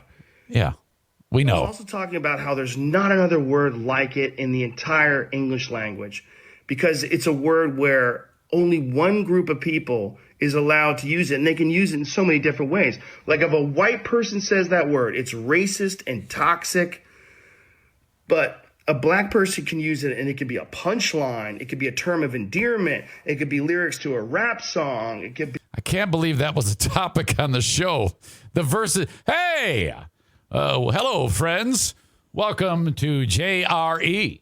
Today on the show, we're breaking down the versatility of the N-word. Come on, man. Be a positive affirmation. It's a very versatile word, the N-word. Let's bring in so-and-so to use it a few times. Oh, it's a very unusual word, but it's not. Yeah, I like how when the thing about Rogan is he's so calm and articulate when he's explaining anything, even when his ass is in a sling. I mean, it is in a ringer right here. And holy shit, for him to remain calm while describing this is just incredible to me. Song, it could be a positive affirmation. It's a very unusual word, but it's not my word to use. I'm well aware of that now, but for years I used it in that manner. I never used it to be racist because I'm not racist, but whenever. Okay. People that say they aren't racist are racist. We're all a little racist. I'll tell you straight up, I'm a little racist.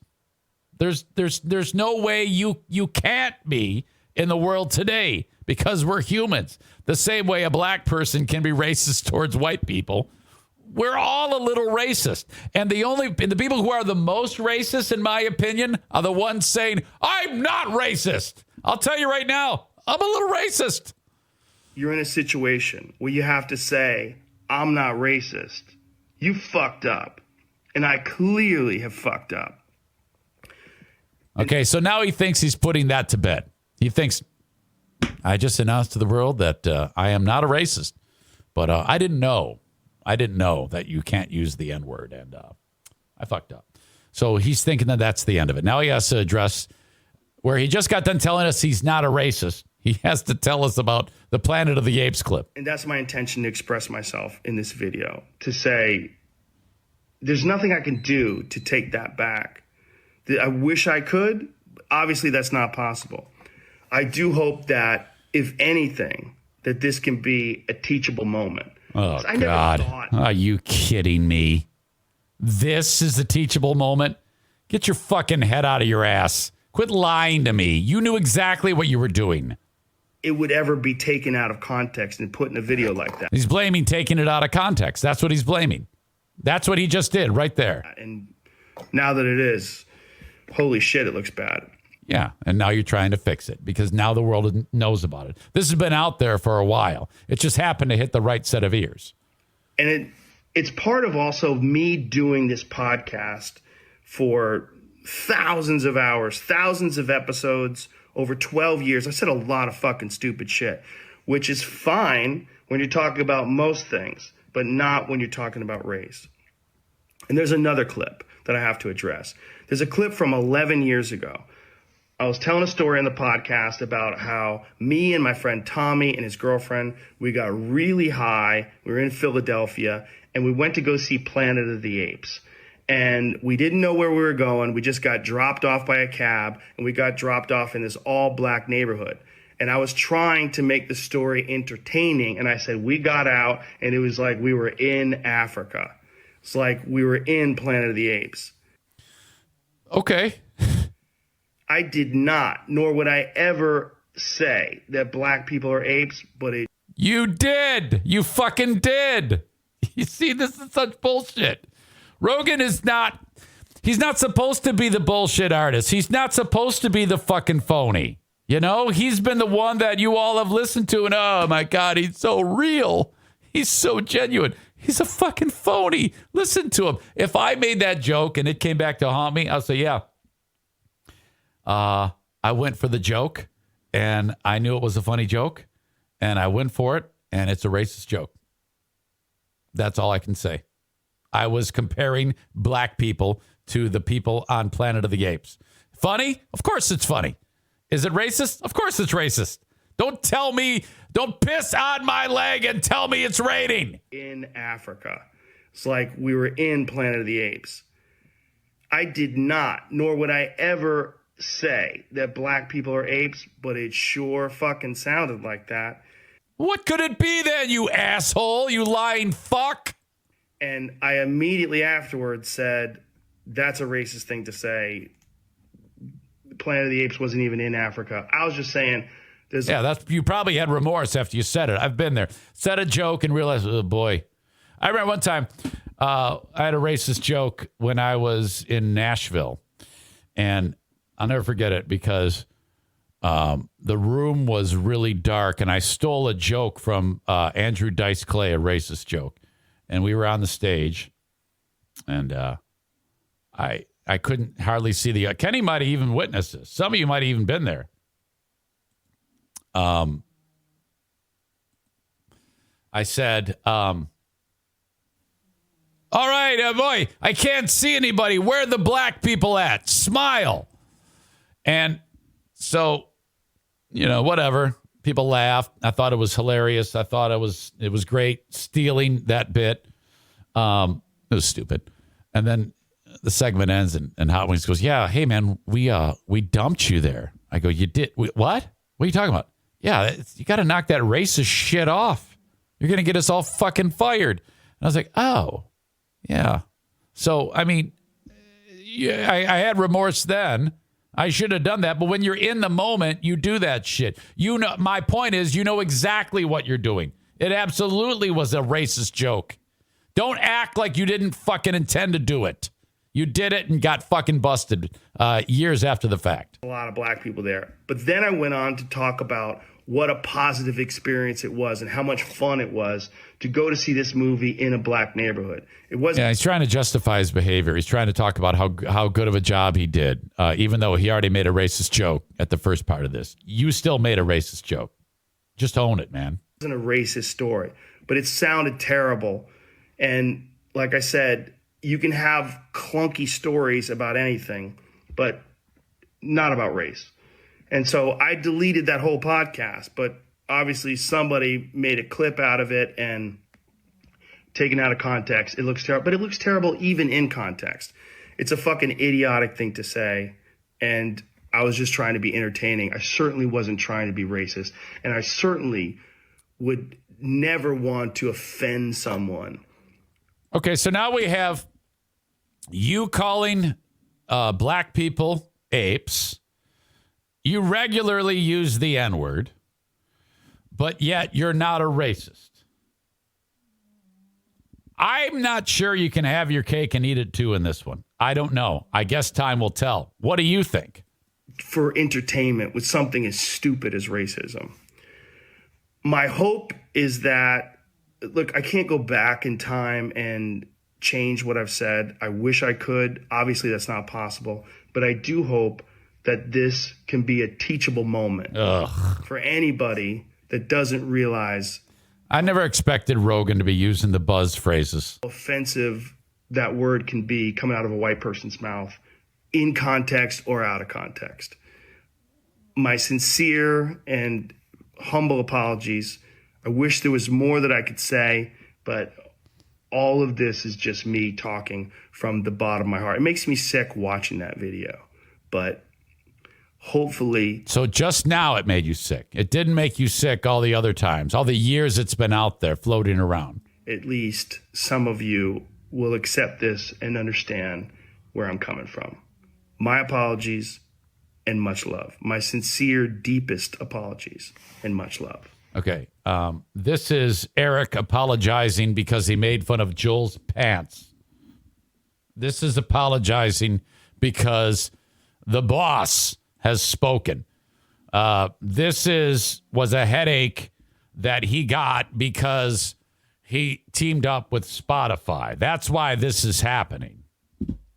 Had he been his own thing on multiple platforms and just making money hand over fist, this is what happens when more heads get into the mix. He probably could have sidestepped this and it wouldn't have emerged had he not gotten chummy with Spotify in the first place. But phony as fuck. Phony. Yeah, I don't buy a second of this. This is absolute bullshit, in my opinion. Man.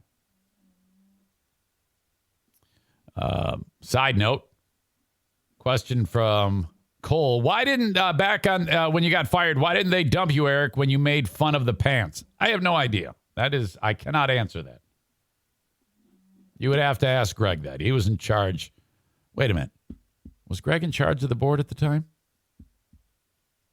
Had he taken over running of the board? I don't know. No, I was in charge of the board, but I wasn't going to dump myself. I have no idea. I don't think there's any, probably because it wasn't a dumpable thing to say. Nick weighs in on Rogan.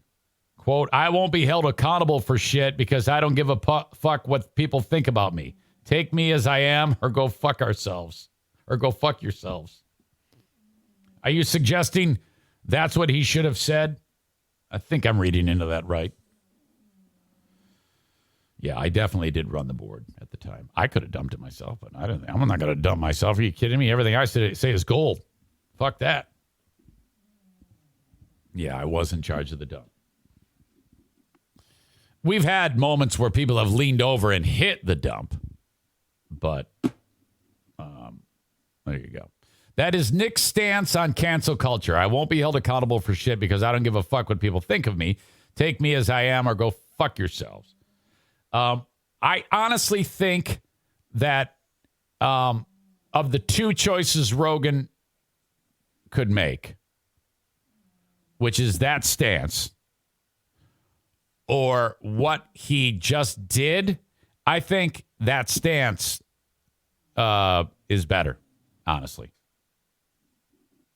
Had he said, yeah, fuck you, that was a joke, I love everyone, and don't give me that those are all out of... I would have pitched a fit, you know, instead of looking the way he does, which is trying to spin this thing. I think what he does didn't even help. You're better off owning it. You're better off just like, yeah, I said it. Who gives a fuck? Whatever.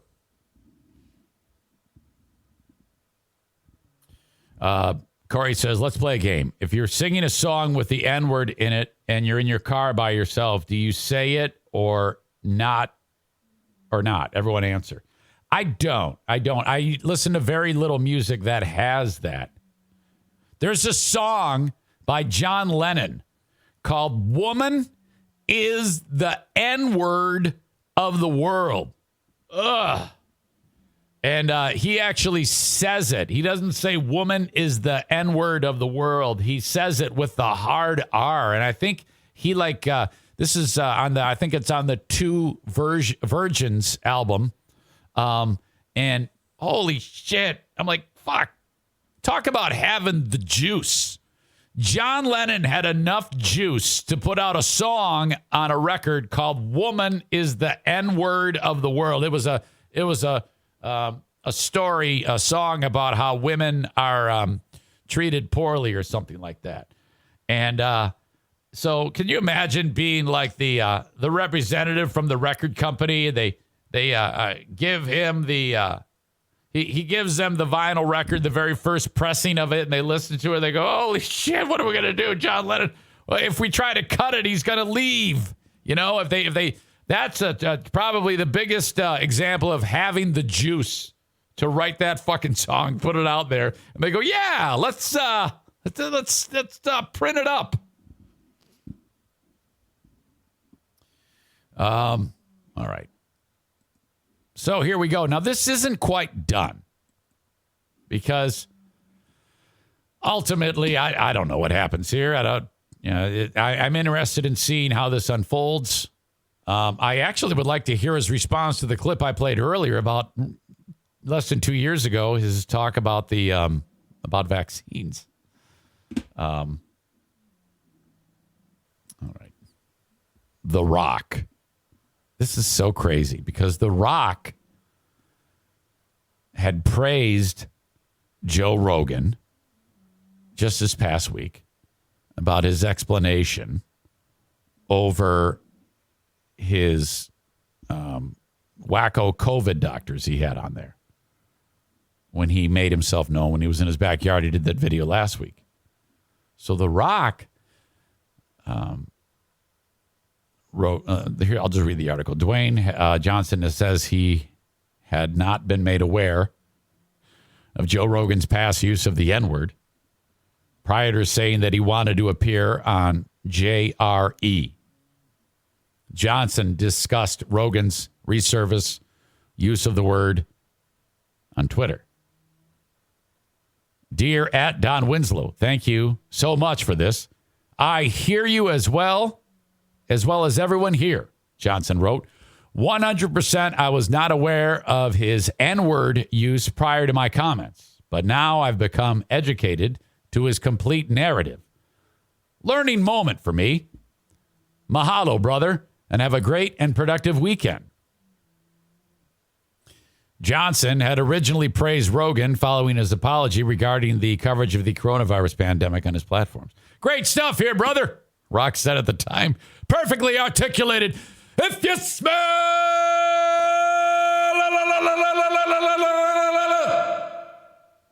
what The Rock is cooking. Looking forward to coming on one day and breaking out the tequila with you, he says. Rogan has since apologized, blah, blah, blah, blah, blah, blah. So now he's out. He is uninviting himself to Rogan's show. So what's crazy, though, is while he is distancing himself, okay, people are outing him. Okay, wait a minute. I had this, and now I lost it. Okay. He kind of made himself out, and then other people who had known of crazy shit he had said before when he was in character have said, well, now, wait a minute. You may be saying this about Rogan, but what about this? And so this is how it goes. So that's like, would never happen. Nobody knows who the fuck I am. But if I had like indicted Joe Rogan and said, oh, that is terrible, and he should be canceled, oh my God, then someone would then get something about something racist I said on this show if I were famous, but I'm not. That's what's happening to The Rock here, because somebody said, oh yeah, here you are on your high horse, Rocky. But what about that time that you did all of this shit? And it's like people have the supercuts ready to go.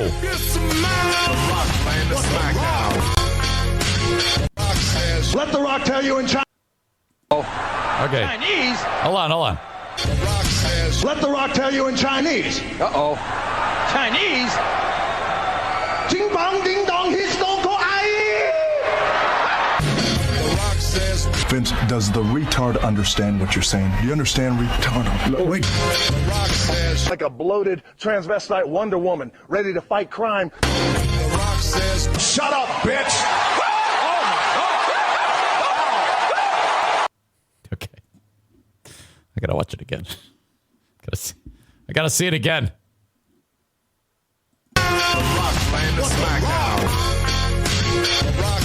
Let The Rock tell you in Chinese. Uh-oh. Chinese? Ding bong ding dong his don't go Vince, does the retard understand what you're saying? Do you understand retard? Wait. The Rock says, like a bloated transvestite Wonder Woman, ready to fight crime. The Rock says. Okay. You get the idea. So now he's getting canceled, or they're trying to. Holy shit. Corey says, why is the shut up bitch in there? That doesn't matter. It's true. It is true. You can pull off the bitch thing. You got to lead with the bitch crack because that's like the least offensive of all of those. Holy shit. All because whose fault is this? Who is responsible for all this? Fucking Neil Young. Neil Young is responsible for every bit of this. Right now, he is 69ing Joni Mitchell. Those two are so happy because this is happening.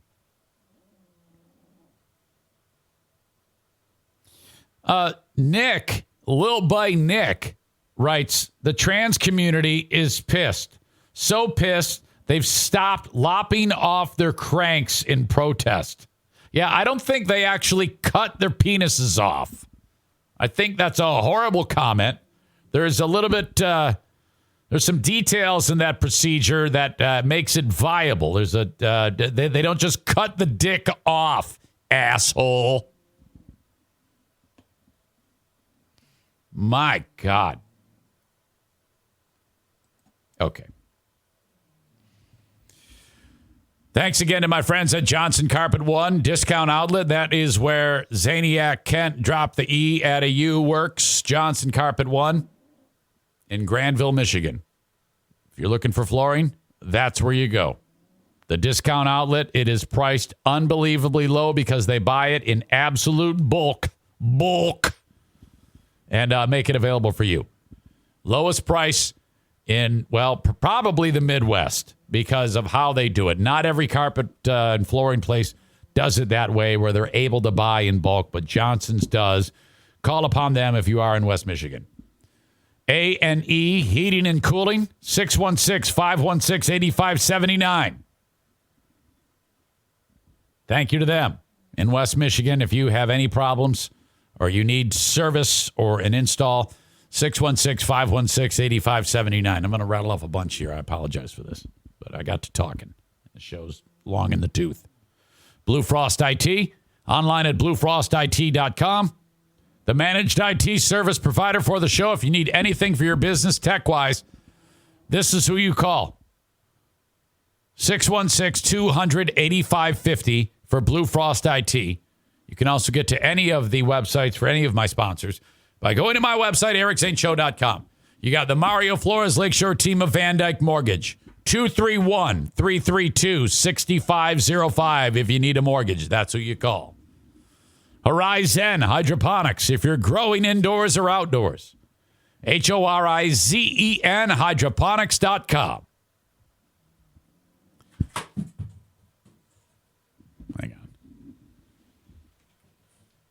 I think I need new tape on this sign. And I'm just about to talk about Irvine's too. This actually had to be pretty funny if you were watching that sign fall. Irvine's Auto Repair, Grand Rapids Hybrid, and EV. There you are. Sorry, O'Neill. Landed right on him. If your car is in need of any service, domestic, Asian, European, hybrid, EV, this is who you call. Irvine's Auto Repair, Grand Rapids Hybrid, and EV. If you're in Grand Rapids along 44th Street, just a few blocks east of 131 is Stafford. Call upon them. They'll fix your car. What the hell is Daisy looking at? I think she's looking at the sign that I just threw. Are you all right over there? I found out yesterday that the oldest bulldog to ever lived till she was 20 years old. So I'm hoping Daisy lives till 21. That means she's got 13 more years on this earth. The average lifespan of the bulldog is 8 years, which is just sickening to me. So sad. Come on, Daisy's 7. Holy shit. Why did I bring that up? What is wrong with me? All right. Who is your asshole of the day? Come on. You can put your suggestions through on the live stream. Who do you think it is? What a weekend it was with the Zaniacs. Josh giving Mendy a hard time. I don't think he was in his right mind, though. What a weekend it was. The Fire-versary has come and gone. Rogan Gate. A lot involved with that. And a lot of other in-between stories throughout this podcast.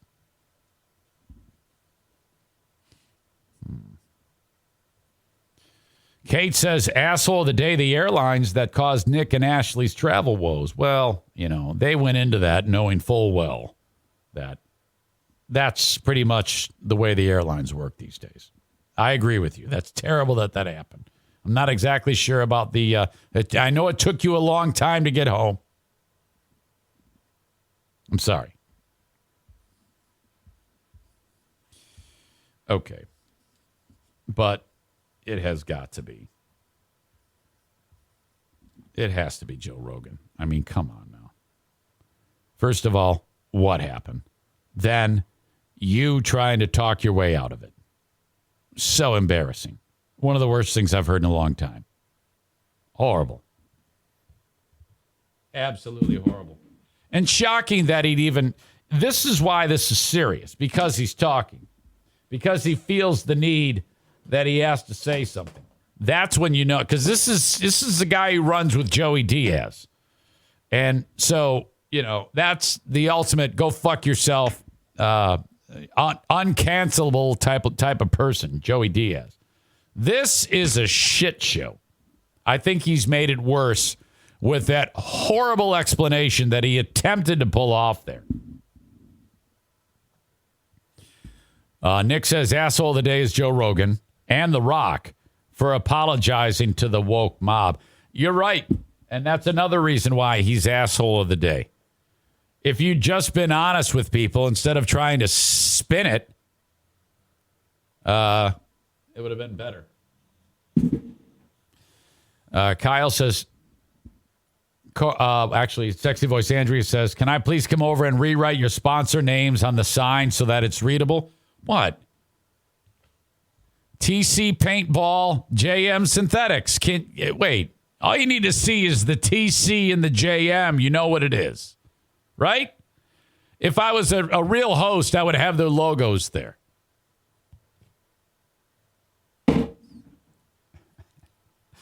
The answer for asshole of the day, says Terry Bananas, who's new here, is always Stuttering John. However, today, Joe Rogan ties for first. Rick, thank you for the sub. Oh, my God.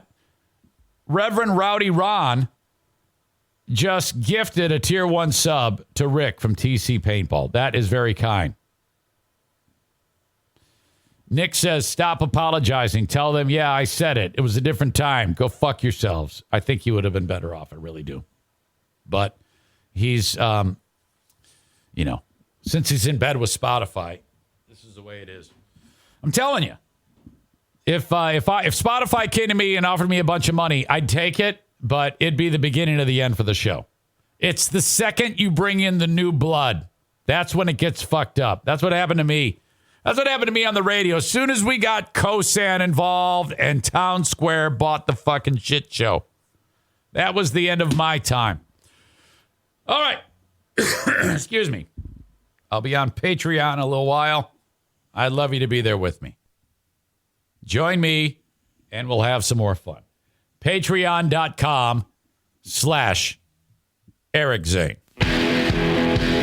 Until next time, I'll be back here tomorrow with another free podcast. Enjoy your day. Bye-bye.